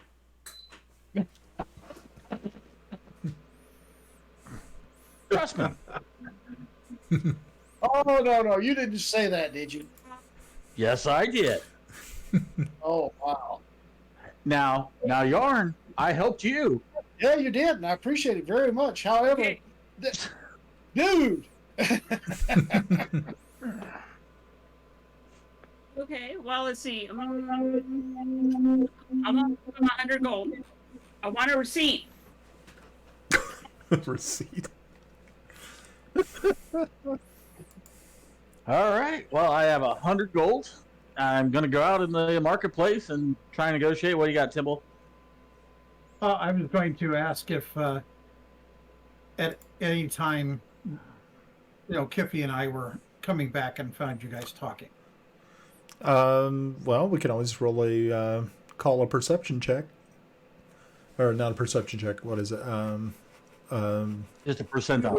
A percentile. Yeah. Make sure to call it before you roll it. Lick it before you stick it. Mm-hmm. Oh, boy. Be okay. You'll be done. Oh, you feel like Ed's grooming us for something? I know. Yeah. It feels weird. Well, here's the funny thing. I mentioned the game Paranoia, and I'm breaking this out. This should scare you then. Where's the die roller on this thing? Hence the word grooming. Would approve of that. Over on the left. Over on the left, Albie. Well, the thing is, Ed, this is not that unusual behavior for you. Oh. Yeah, well. Click on the dice in the lower left, Albie. It happened to have a fan right on top of it.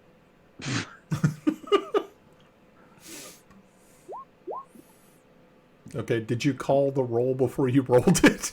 I didn't hear that part. I didn't either. Okay, so you have to call it high or low, and then you roll the percentile die. Yes. Holy cow!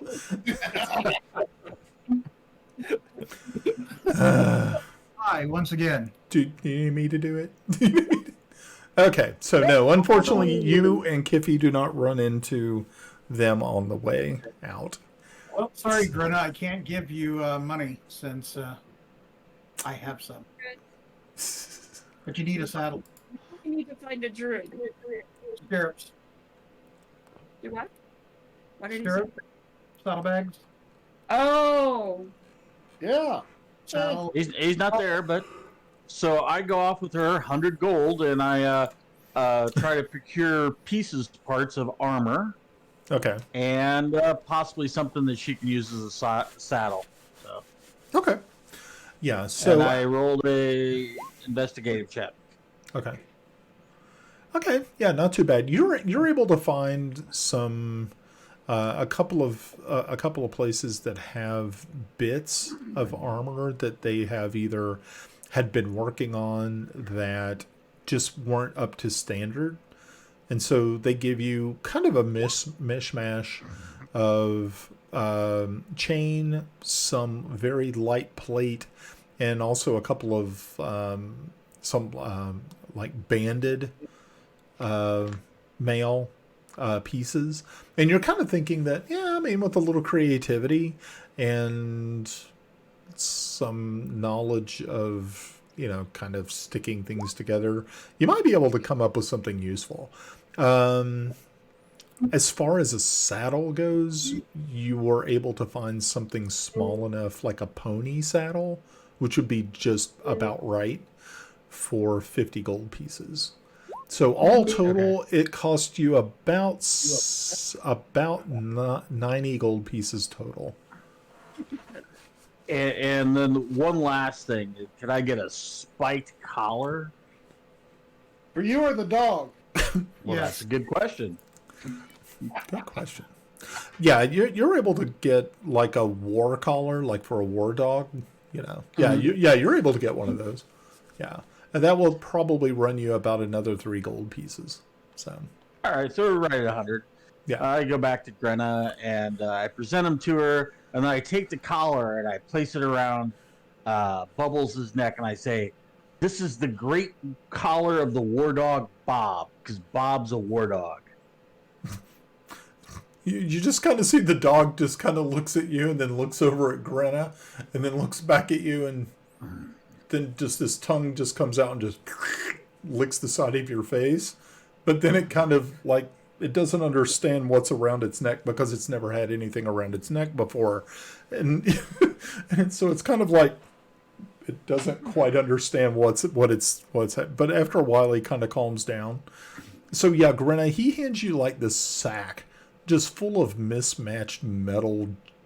I mean, anybody else would look at it and think it's junk.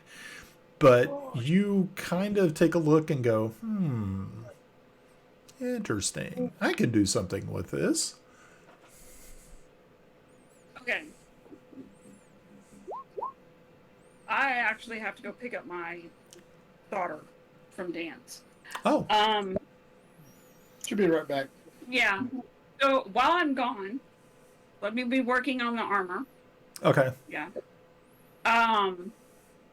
But Thomas, since you and I are still communicating here, do you remember when I told you about the little issue with the curse? With the what? The curse that we have? Oh, the curse, yes. Yeah, the lovely thing. I need a dryad. Well, I'm working on this for Bubbles. You have any idea where there might be one in the city, since you're from this area? Well, I'm not from this area, but I think ancient lore dictates to us that in cities, dryads aren't located often unless there's a big tree. Great. Would I know anything about a dryad in this town? No, dryads usually are not in towns, but were you looking for a druid instead? If she's looking for a druid, well, then I would probably point her towards some type of grove. I don't know. I'm assuming. Right, exactly. Yeah, so yeah, finding that would be a little easier to locate. Dryads usually are kind of difficult to run into, but a druid maybe not as bad. And actually you might be able to, because sometimes they do travel into cities to trade things like mistletoe that they've cut out of trees, or certain herbs that they're trading for items that they need. Mostly you will not find druids living in cities. Mostly they have made their homes in forests and glades and things of that nature. But they do show up from time to time to trade because they have needs. Do you give me while I find a druid? Go for it. All right. Russell's gonna play me while I find a druid. I'm gonna go Okay. get my girl. Cool. Druids All have right. needs. Druids have needs. Druids have needs. Is there an organic market around here? An I'm gonna organic, fucking kick you. On the liberal side an of the city. organic market. What the Holy what the shit. hell, He man? thinks he's back in Colombia. Medieval hipsters. Yeah. Oh, I need some hearts of palm. It's like, okay, whatever. What are you looking for, Albie? Yeah, what are you looking I for? was trying to point you in the right direction. Oh, okay. Oh,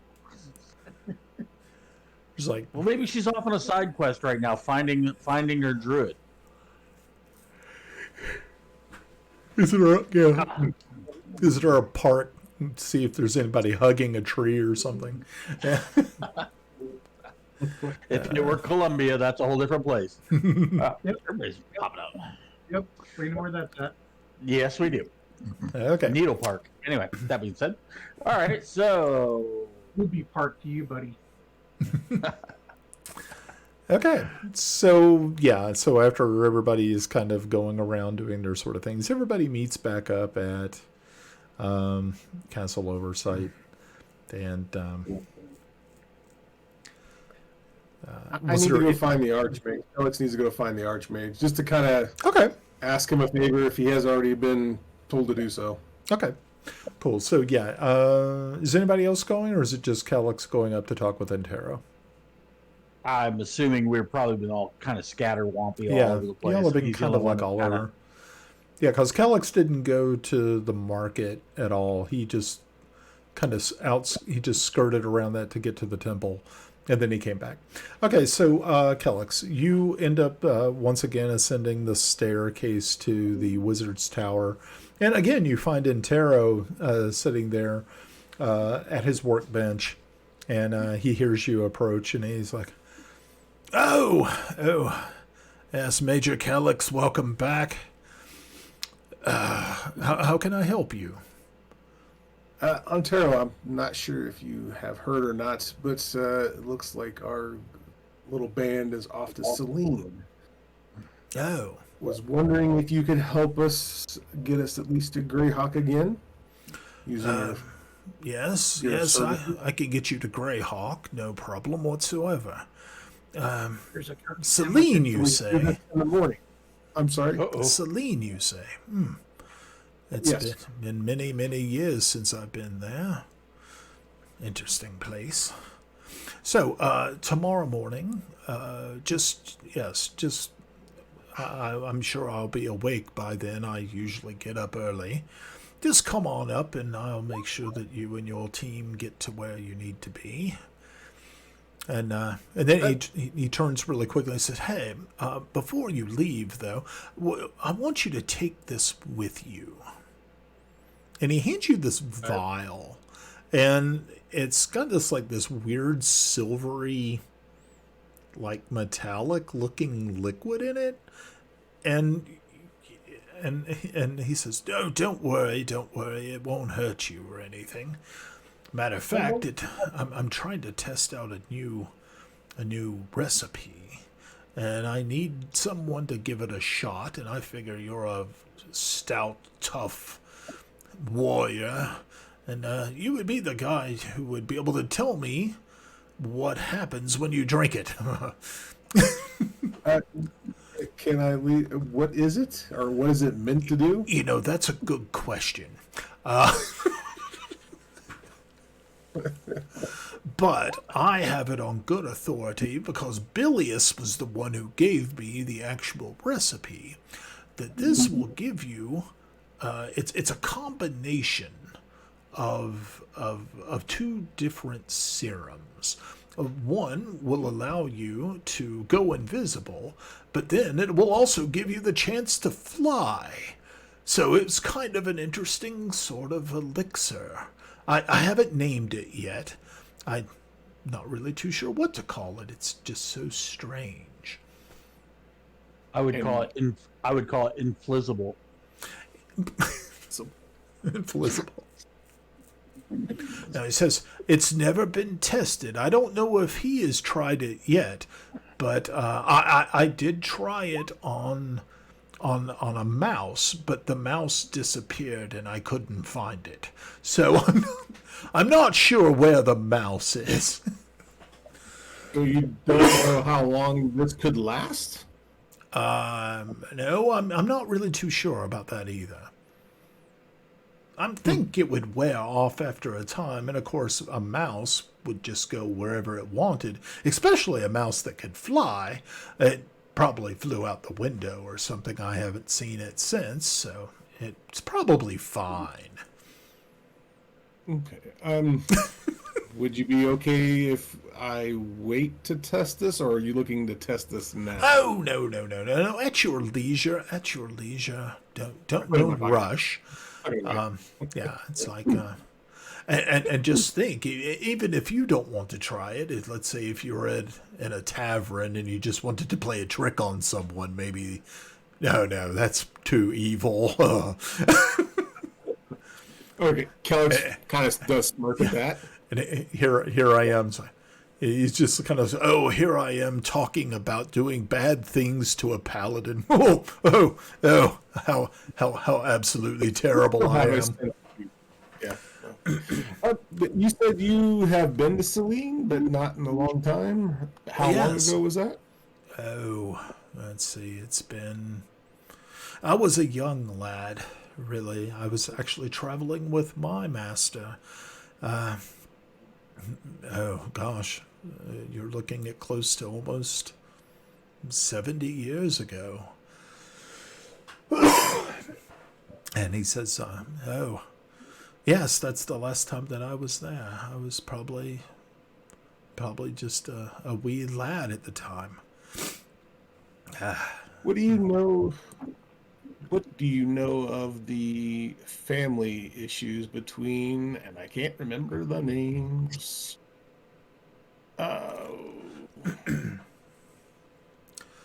He says, Ilya and Zan. Yolanda and Zan. Huh. Well, that's a long time feud. Yes, it's very sad, really. But interesting thing that you should probably know is that Yolanda, before her husband died, it was said that she had taken up with the Instead city guard, the captain. His name was Kalashan. Interesting fellow. He was actually forced out in disgrace, and actually he was threatened with death by Celene.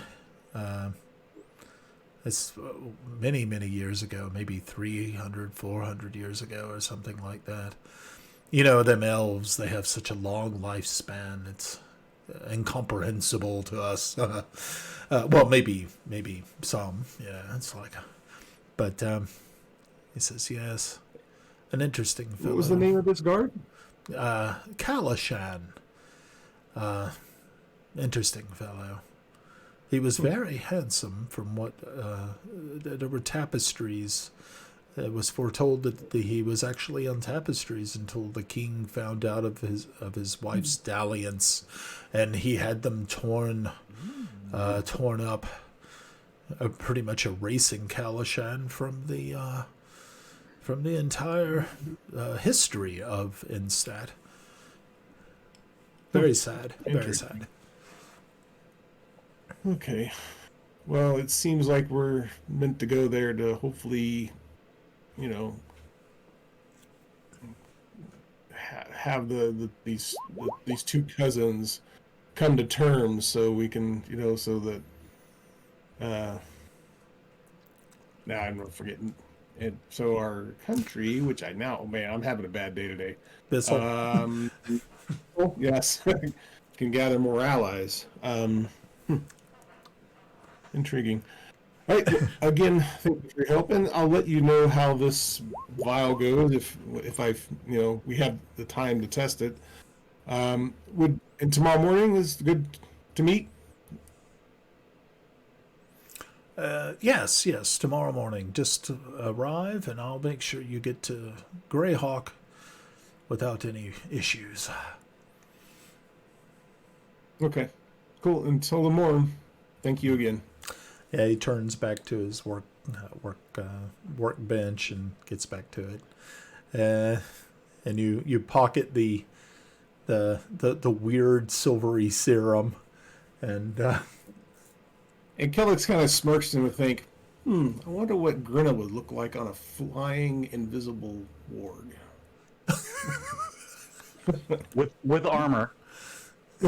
and A war because he's wearing the bob, the war. it'd be almost like Wonder Woman's invisible airplane. All right, You know, there's a lot of visual there. No, Not the visual that you were looking for. a lot of different visuals you don't want to know because, unfortunately, robot chicken. Robot chicken. Ah, Lord. Okay. Did you ever see that one where Superman is flying up next to her, and she's apparently in her visible, plane? Yeah. However, she's in the toilet sitting there.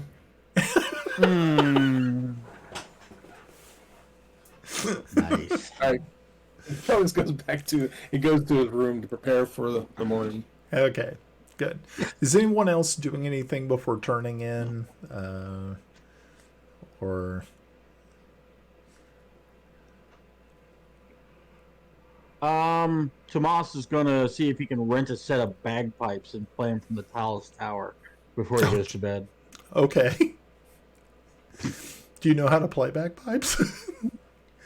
No. Okay. Anybody can blow into those things, right? But I mean, yeah. I mean, you can. You can give a performance check, but you're going to do it at disadvantage. That's awesome because I have 0 modifier on it too. That's Nice. Okay, so yeah, you're able to locate one. Oh Lord. Oh man, Okay, that so- was awesome. So the end result is, yeah, you find some. You go to the Talus Tower, and it sounds like you're strangling a cat, and it's pretty horrifying. And people are Excellent. people are yelling out of windows and stuff like that to stop it. Please. He flies off the tower. People are throwing shoes at you. Just finished the crown, and I had to give my shout out to the queen. So Yeah. So yeah, you're up there for about a good 10 minutes, just going crazy with it, like feeling the moment. To you, it sounds wonderful. To everybody else, it's a nightmarish squeal of just ear-piercing pain. So an incredible bagpipe performance was enjoyed by all. That's right. Yeah. 1 hour warning. So Nice. Okay. Yeah. There's like rocks flying around and stuff like that. People are like, cut it out. Just waiting for Yarn to throw you a nice little fireball up there and fix that cat. You thought about it. It was there. There was a thought. All right. Hey, so it's right? Some bagpipes and fireworks. Works. Bagpipes and fireworks. All right. So yeah, you all turn in for. Anybody else need anything else before you turn in? Nope. Cool. Okay, good. Alrighty. So yeah, the next day, you all rise, get dressed, prepare yourselves for the journey ahead, and spell attack. Damn. That's pretty rough. Yeah. So you all start slowly making your way out of your rooms. And make your way towards Entero's tower. Dun, dun, dun. Once yes, Temple. Last minute, go check with Lady Illya. Is there any new information? Okay. She is actually taking breakfast with her ladies, her maids, and she just says, "No, unfortunately, Master Temple, there hasn't been any new news since we got the message from the Grand March, which is wonderful news. We did also hear that there are troops coming from the yeomanry, which is also wonderful news. So our allies seem to be swelling with new promise, and so we just hope that your mission to Celene will also bear fruit." Wonderful. Well, then I take my leave. We're off shortly to see what we can do and do with two angry elven queens.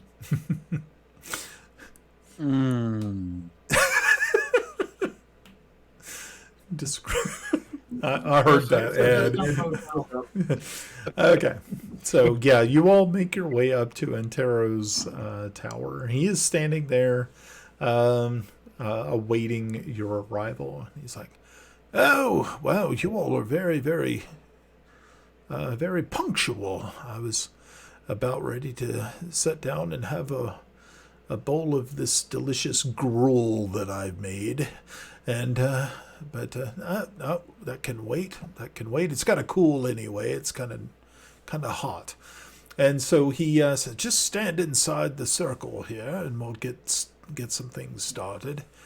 And so as you do, he starts to say the incantation, and the runes on the floor and the ceiling glow a bright bluish color, and then you kind of feel the floor kind of fall out from under you, and that kind of queasy feeling, and then boom, you appear right outside of you actually appear in a different room, but you kind of realize that you're inside Antero's chambers in Greyhawk in the Crystal Citadel. So you're like, "Oh, this is pretty cool." And so as you're sitting there, you're standing there just kind of getting your bearings and everything, you see something move very, very quickly from the top of a bookcase. And roll initiative. It doesn't seem to be threatening or anything, but you're right now face to face with a pseudo dragon. And it just kind of looks at you, eyeing you a little bit, and then telepathically it reaches out to each of you and says, "Did the master send you?" Yes, he did. Oh, okay. Not food. He transported us here so that we could start our journey from this point as opposed to another. Good. Okay, I understand. This makes sense. And so he says, "The door is locked. Unfortunately, I don't have the dexterity at this point in time to open it for you. You'll have to figure that out yourself. So, not a problem. I shall leave that to you." And so he flies back up to the to the bookcase and just sort of kind of looking down at you all like a cat would. And Bubbles is kind of just like looking at it, like not trusting it. He has like this low sort of growl sort of thing. And all of a sudden he just stops with the growl. And as the pseudo dragon sort of focuses on him, and you just kind of see Bubbles just kind of lower his head just a little bit, and then the dragon goes back to its normal, kind of location. And so, you hear in your head once again from the pseudo dragon says, "Well, when you get back to Pellak, will you please let my master know that I'm out of snacks? I want snacks. I need snacks. I'm not going to be very happy, and then I will destroy this place if I have to get my snacks. Indeed, we will. And it just kind of smugly looks down at everybody and says, "I would hope you would." And who shall we say sends this message? Oh, he'll know. He knows who it is. Let him know. I want my snacks. Snack. Reach in my pouch and say, "Who wants some snacky cakes? I want some snacky cakes." What is it that you did? Old South Park. Okay, so Timble. You want some cheesy peeps? Cheesy I'm going to head peeps. towards the door and go towards the turkey sandwich shop that he likes. Okay. Go to the. Okay, so you guys walk out of Antero's room, and you like I said, the dragon is just kind of, it's just eyeing you the entire time because he can see the door and everything, and every once in a while in the back of your mind you just hear snacks. Where's my snacks? I intend. I will mentally project to it that I'm going for a ham sandwich. Be patient. Yeah. So yeah, and I'm going to go get a ham sandwich. So it just kind of like focuses on you, and it says, "Ham sandwich. See if they have potato salad. I want potato salad. Bring me potato salad." I'll walk out in one of these. It just seems very demanding for a creature that you've never really dealt with before. It's like, I want my potato salad. It's not the weirdest thing I've seen today. So Today is correct. True. Okay, so you all start heading down, and you get to one of those floating discs. And as soon as you all step on it, and slowly start to make its way down. And all the while, like I said, this place is always crazy. I mean, there's like people walking around. There's like golems. There's people it's just a crazy, crazy looking place. Every once in a while, there'll be an explosion of some sort of arcane energy over there, and somebody will be like, "I'm okay, it's all good," it's just nuts. So you finally make it to the bottom, and there doesn't seem to be as many people as there were during the symposium, but there's still a decent amount of people. Okay. But we're looking for the docks on the river. The docks on the river. Are we looking for the docks on the river? We're looking for the docks on the river. We have no horses. I have moves of You got a transportation. horse? turkey. So anyway, we want to go down to the docks. We want to get passage down to one ford, and then we'll take the road at one ford. Okay. What? Where'd you come up with this idea? You want to walk that far? It's up to you. Where's this crazy idea you're coming from? Just kidding. That's a good question. Where is Greyhawk City? Okay. Right where it says Greyhawk on the map, right above it. You see Ferrandi? Okay. Yeah, I was actually looking for the. Oh, there it is. I got it. I see it. All right. Okay. As sarcastic as it sounds, That was where it says beautiful. Greyhawk. Yeah. That was beautiful. I said Greyhawk City. Hey, Brian, I'm still going to get the turkey sandwich and Okay. potato salad. Okay, cool. I will buy it and immediately go back into the Crystal Palace Yeah. and see if I can find a page or somebody at the front. I'm sure they've got people just keeping the mundane individuals out. Yeah. And I say, this is a delivery to Intaro's. Yeah, it's his Suite. office. Yeah, it's his office.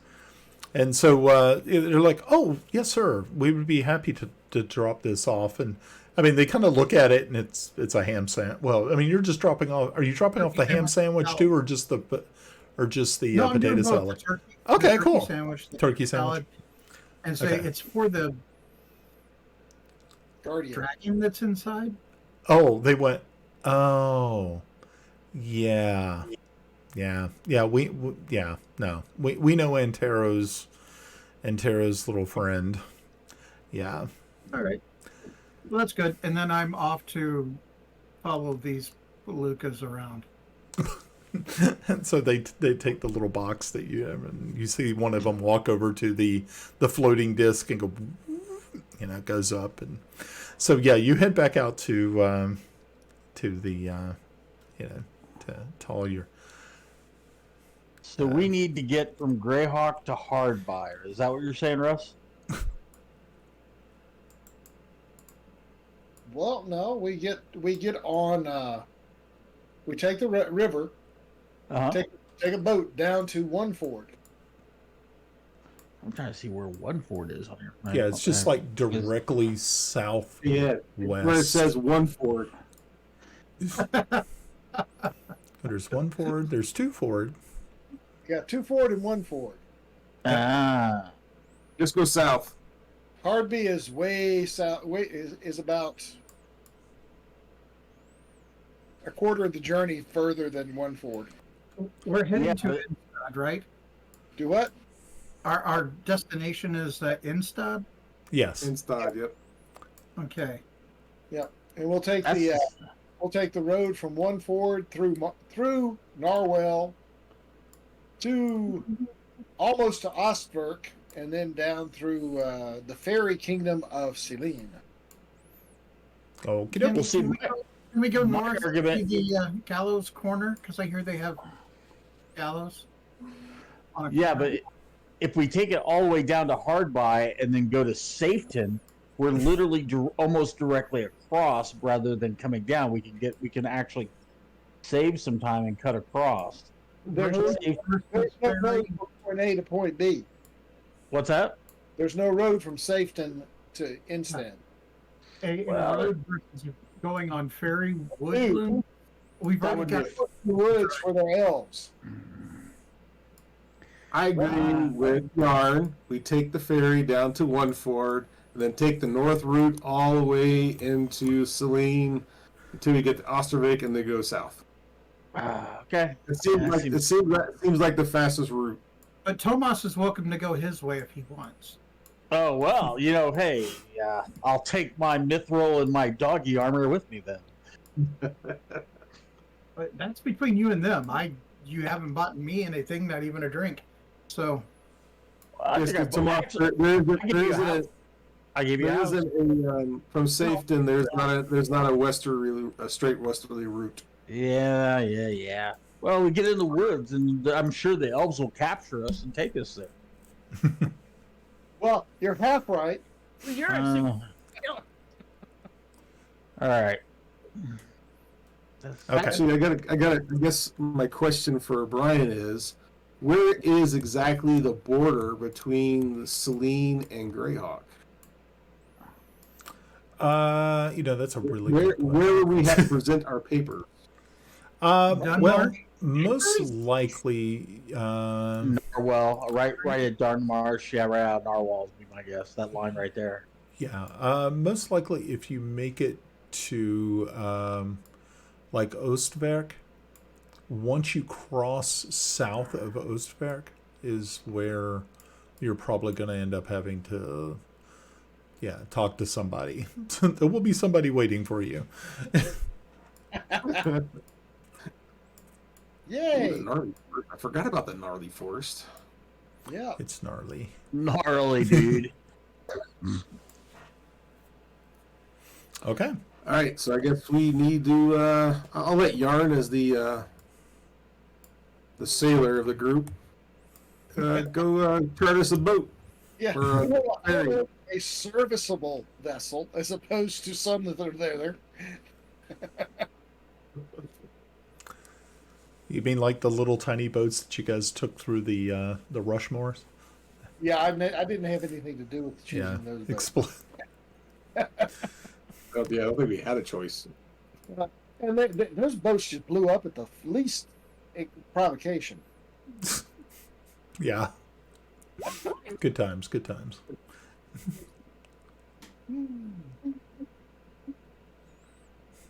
All right, Yarn. Wouldn't mind go get this Okay. boat before. So yeah. So you guys make your way down to the river riverside there, and there are some boats. You can either charter them, or you can actually take them. You can actually rent them as long as you either drop them off to the dock master in Twofold or in Twofold. So you have a choice. You can either pay the charter, which is 25 gold pieces, or you can take command of the ship itself for 40 gold pieces. Are there ferry services? I need to hear that logic again. Okay. You can either charter it, which means that you're going to have a guide who's going to take you down. Or you can pay the extra and take command itself and just turn it over to the dock master. And how much was it It was taking? 25 each. It was 25 for the charter, 40 for taking command of it yourself. All right, 40. There's a good chance that you're not going to be returning it. They got to make their money. I'm paying 40 gold pieces. Okay. Is that 40 a piece or No, it's just total. total? All right, remove. Yeah, I mean, if you want to buy the ship, we can talk about buying it. Just a flat bottom pole boat? No. This is actually a pretty good sized river, so you can actually have. It would be considered a small sailing vessel. Like a sloop or something like that. Yeah, something like that. Maybe a little bit smaller. How much to buy it? How much to buy well- them? Okay, hold on. Well, I'm already in command, so Would you like to buy? Really? You think? yeah, What do you do? my boat. Okay. I paid for it. Oh, okay. Your command. Who here remembers Admiral K here? Okay, so to buy the ship outright is going to cost 3,000 gold pieces. But we can rent it with no crew for 40. Yeah, you have to provide your own crew. I do. I've got 6 of them right here. Got 6 of them. Right? No, we want to jump on it with somebody else in charge of the boat. Ah, Just great. me. Fine. I won't commandeer the boat. It's gonna Thank add you. another title. Just waiting for a mutiny. On the bounty. Yep. We spend the 25 and we charter the boat down to one Ford. Okay. So is that what you want to do instead of letting Captain Yes. Ahab take over the ship? Yes. Yeah, it's like an eel. None of these people have sailed. They don't know what they're doing. I'm going to have to teach them for the first 30 miles. And then last time Yeah. we were in a boat, killed people. Yeah. And Well, being, essentially, probably 3 of us are No, not we didn't kill people. Yarn. actually work the rigging. yeah, because I mean, like, you got to think people, like team members like Kiffy who do not have sea legs whatsoever. Good anchor. Yeah, I mean, Yeah. with that armor. Okay, so you're able to book the charter. They usually leave right around noon. It does take about a day or so to actually make the trip to Ford or one Ford. Is it one Ford? Yeah. One So One Ford. yeah. So it's going to take. Yeah, Right, so- forward, forward. Yeah, you'll be able to. Yeah, they'll. So you actually only have probably about 3 hours before the charter leaves. which is pretty good. Okay. And there's room enough for you, and there's also room enough for probably about 4 or 5 other people. And you can see that other people are also interested in the charter, but of course they also have to pay. So, it works. Does anybody need to get supplies? We all wait at the docks and get on the boat and go down the river. Okay. And I hate these layovers. Yeah, and you can see that there is like some goods and things that are loaded loaded on the boat and stuff like that. It does have storage, but it's primarily for for that sort of type of trek. Okay. Off we go. Well, in the meantime, while that's being loaded up, I'm going to fetch us all drinks and food. Cool. Should be something happening very close nearby anyway. If not, there's a business opportunity. Nice. And at that point, do we have like accommodations, or are we kind of in steerage? Steerage. Jeez. No icebergs. Don't want anybody going down with trapped.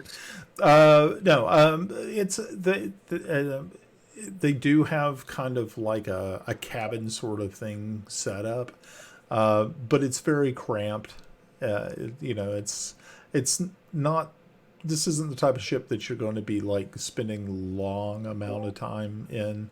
And then they actually do have, you can walk out on the deck and things of that nature. So you can mill around.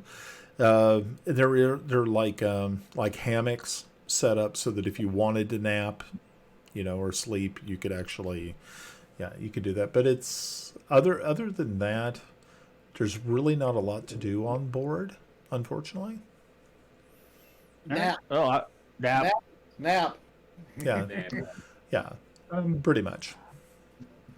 Felix, Yes, sir. can I borrow that little message you have? What do you need it for? Just I'll look at it, I don't think we're meant to open it until we get to the borders. and I will not open it. Why does this not fill me with confidence? Okay. I hand it to Timble, but I do watch him. But again, I'm not. A bag of Yeah, pieces. but- See if I can start putting together something for Bubbles. I'm I will sitting. start work on creating a seal that matches the Alvin one. You can watch. I don't care. Oh, you're telling me this. Okay. Oh, I see. Just in case we're intercepted. If anything is ever needed, we need to know. I already have the missile one. It's not necessary. Okay. Okay. No, good idea. So, so he hands that over to Actually, you. hold on Take a for a look at minute. it. I want to do an insight check on Timble. Oh, Is okay. he telling me the truth?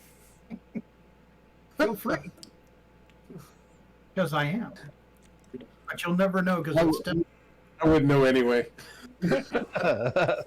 So you're kind of just kind of overlooking, kind of looking over his shoulder and stuff like that. And he brings out this kit, this artist sort of kit. It's got like wax and things in it, and different types of pigments, and you can see that he's actually taking an impression of it with a wax block. And then from there, he measures the actual thickness of each of the disc, and then he gets in there with a very, very fine, sharp, sort of like an engraving tool, and goes in and sharpens the edges, make it look. So I need you to make a roll. And the material. Huh? What? Yeah. I also want to note the material they use. Okay. Is it just traditional wax? Is it something else? It is just a traditional. It's a beeswax. Okay. So, You needed me to roll Yeah, we'll need to make a roll. And I think investigation, deception, no, it's more like a crafting hand. roll or something, but I don't know if that's a thing. Let me take a look, see real quick. Performance, maybe? Don't you have a set of tools that you Yeah. can use to click on that? Like the not disguise self. Isn't there another one for thieves to do the what you're doing? Right. To do what you're doing. Yeah, that's the best way to put it. Yeah, let me just quickly. Sorry, my brain is just. No, it's good. Yeah, let me just take a look at this real quick.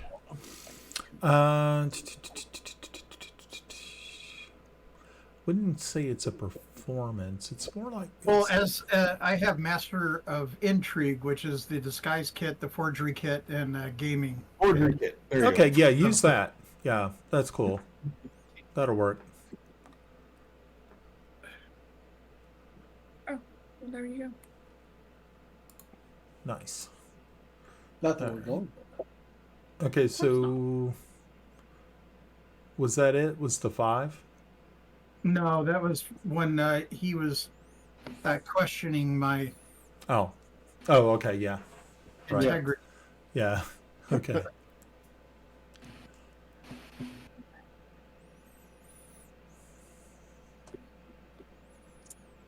Okay. No, I don't have. I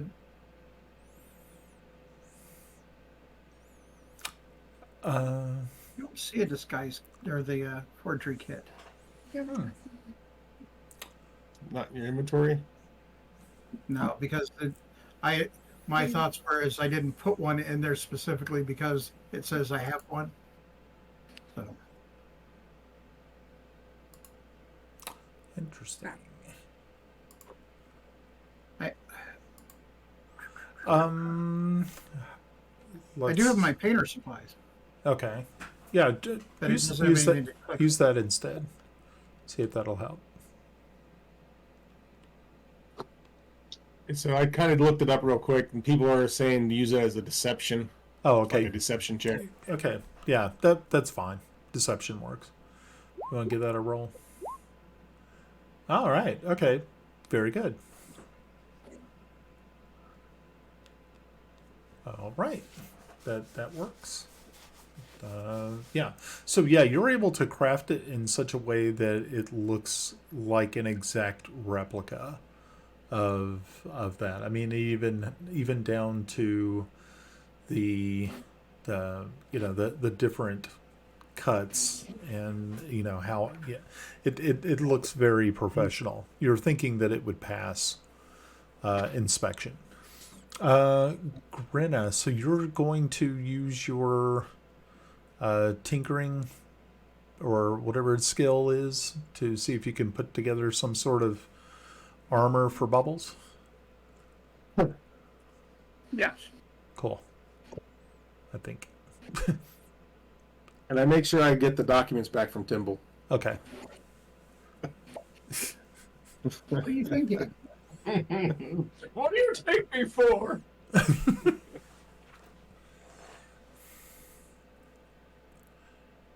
Okie dokie. Well, they were entrusted to me, so just want to make sure I do my duty. I said duty. Great. Like a good Boy Scout. Yeah. Okay, let's see. Let's see if I can figure out what Grenna's role is going to have to be. Let's see. Okay. Okay, so Grenna. Because you are an artificer. There we go. Magical tinkering. Oh, okay. So you can use it twice. Was it twice a day or something? Oh, that's cool. Tiny non-magical. Oh no, that's something different. Artificial infusions. Depth Explorer.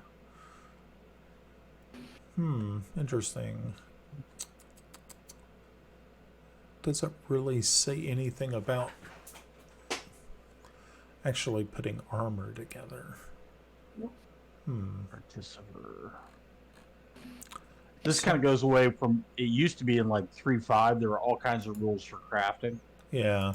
Oh yeah, I remember 3.5 had all types of good stuff. 2 objects, maximum 2 objects at a time. Oh, okay. So yeah, so you can use your magical tinkering. I'm going to say that that's fine. You can go ahead and use one of those to kind of cobble together some sort of armor. So what's going to happen is that we'll give, it'll give +2 to Bubbles' armor class. It looks kind of weird, but it's very functional for Bubbles, so that'll work. Cool. Nice. Okay. Alrighty. So yeah, the boat leaves the dock. You guys are now on there, and there's other people on board with you. Some interesting looking folks. Looks to be more or less just merchants, other fellow travelers that are heading further south once they get to 1 Ford or 2 Ford, whichever it is. And so, but there is no other people who are traveling as far west as you. But people are very interested in, they're in your travels and everything. But it's, and it also kind of depends on how much information you give them. You may not give them much at all, and so they're just kind of generally curious about, where people are going. So Tomas, you gave me a 9 performance. What are you doing? Oh, I was just kind of like saying, like trying to tell them a story of where we were, but yeah, my loot's out of tune or something. Okay. Yeah, so you sit there and you try to get the groove, you're sitting there and you're strumming, you think you got it, you're sitting there tweaking it, just trying to get it, but yeah, you hear a wang, wing, something like that as one of the strings just kind of gets a little wonky, and I feel like Steve Vai playing against Ralph Macchio right now. You being Ralph Macchio.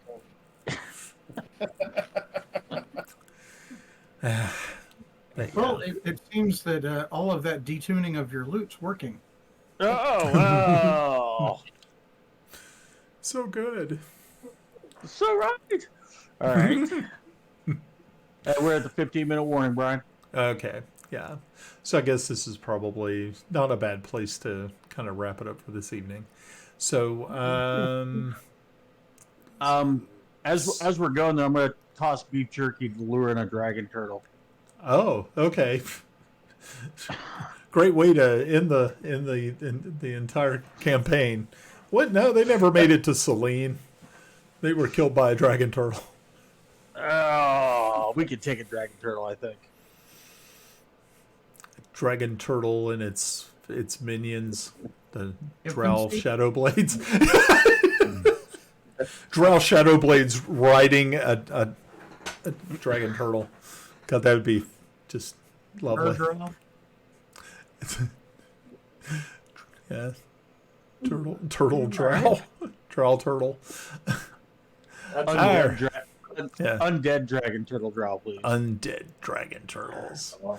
Alrighty. Alright, very good. So when do you guys want to do this again? Thursday. Thursday, next Thursday. Now? Okay. Yeah, because I think something was going on with Boy Scouts or something. Is it on Tuesdays? Okay, cool. Yeah. All right, so Thursdays it is. That is fine. Everything should be good. Yeah. So, this was good. Everybody have a good time? Yes, I know we sir. didn't really get into any Boys. fights or anything, but that'll come. That's always the logistics before the fights. And holy Yeah. crap, Dragon Turtles have 341 hit points. Yeah, there's We a lot might of hit struggle with points. that one. Yeah. Lightning bolt. Lightning bolt. Lightning. More lightning. concerned because he stopped us before we got to one ford. Are we going to be taken over by pirates? Are we going to run into just the normal skullduggery that you find along docks? We're going to get off the ship and be hit with footpads? Well, we just have to have the dreaded river voyage episode. Yeah. Well, so what's the problem in fireballs? Okay. Well, don't worry. If we're going down a river, I have a song. Swing low, Oh, Lord. sweet chariot. I don't think that is really You're appropriate. literally on that river without the paddle, right? Not gonna sing like Old Man River. Old Man Oh, River. man, river. Actually, I was going to go, sweet down Rosie, the rose of Alabama. Sweet tobacco posy is the rose of Alabama. Oh my gosh. Okay, so I'm glad everybody had a good time. So yeah, next Thursday, 7:00. So folks watching at home, make sure to check in with us again. Let's see, not this Sunday, but the following Sunday will be more Call of Cthulhu with the Sunday morning or the Sunday evening crew. So keep your eyes open for that one. I don't think I have anything else planned. No, I don't have any others. No. Oh, no, wait, hold on. We're playing Project Zomboid on Wednesday night with some people from work. So if you like weird zombie video games, that's what we're doing. So check us out. Make sure to head over to the drunkardsandragons.com website. I don't know if there's any new cool stuff going on over there yet, recently, but also Not yet. okay, but also But I just came off of Twitter jail for saying something negative about Palestine. So nice, good for you. What Okay. did you say about Palestine? what'd you say? What did you say about Palestine? He's just I'm not going to say it here because this is Brian's channel. yeah. Okay, I called Yeah. a bunch of people that might live in that area goat fuckers. So Okay, so now I understand why you were banned. Okay, I get it. and then when somebody complained about it, I set a GIF with a big howitzer and said, "Enjoy the artillery fire tonight." And then I got banned for 48 hours. Nice. Okay. Wow. So I just got it back while we were playing tonight. So I'm like, woo, Yeah. back online. You're yeah. Okay. That's beautiful. Alrighty. So yeah, definitely check out drunkardsandragons.com. Also check out the shenanigans over on X or Twitter. Look for Drunkards Dragons over there. I usually chime in with some sort of little thing if Ed posts something, which is usually every day, unless he gets banned for calling people go fuckers. Wow. I don't know. Brian to say goat fucker. Yeah, it's like, wow, I actually said that. Wow.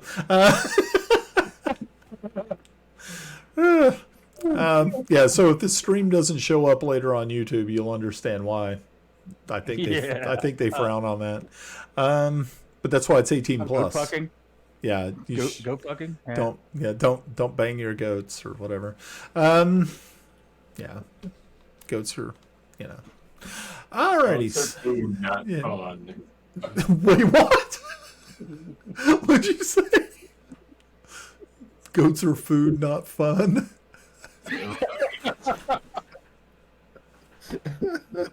I think that'd make an awesome coffee mug, but I don't know who would buy it. Well, actually, Goats are food, not fun. Oh, Mike, that was good. Oh my gosh, that was beautiful. Okay, all right.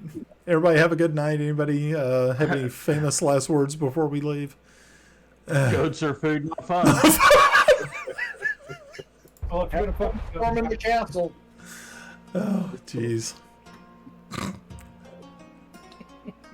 you said 18 plus on this thing, they can't complain too much.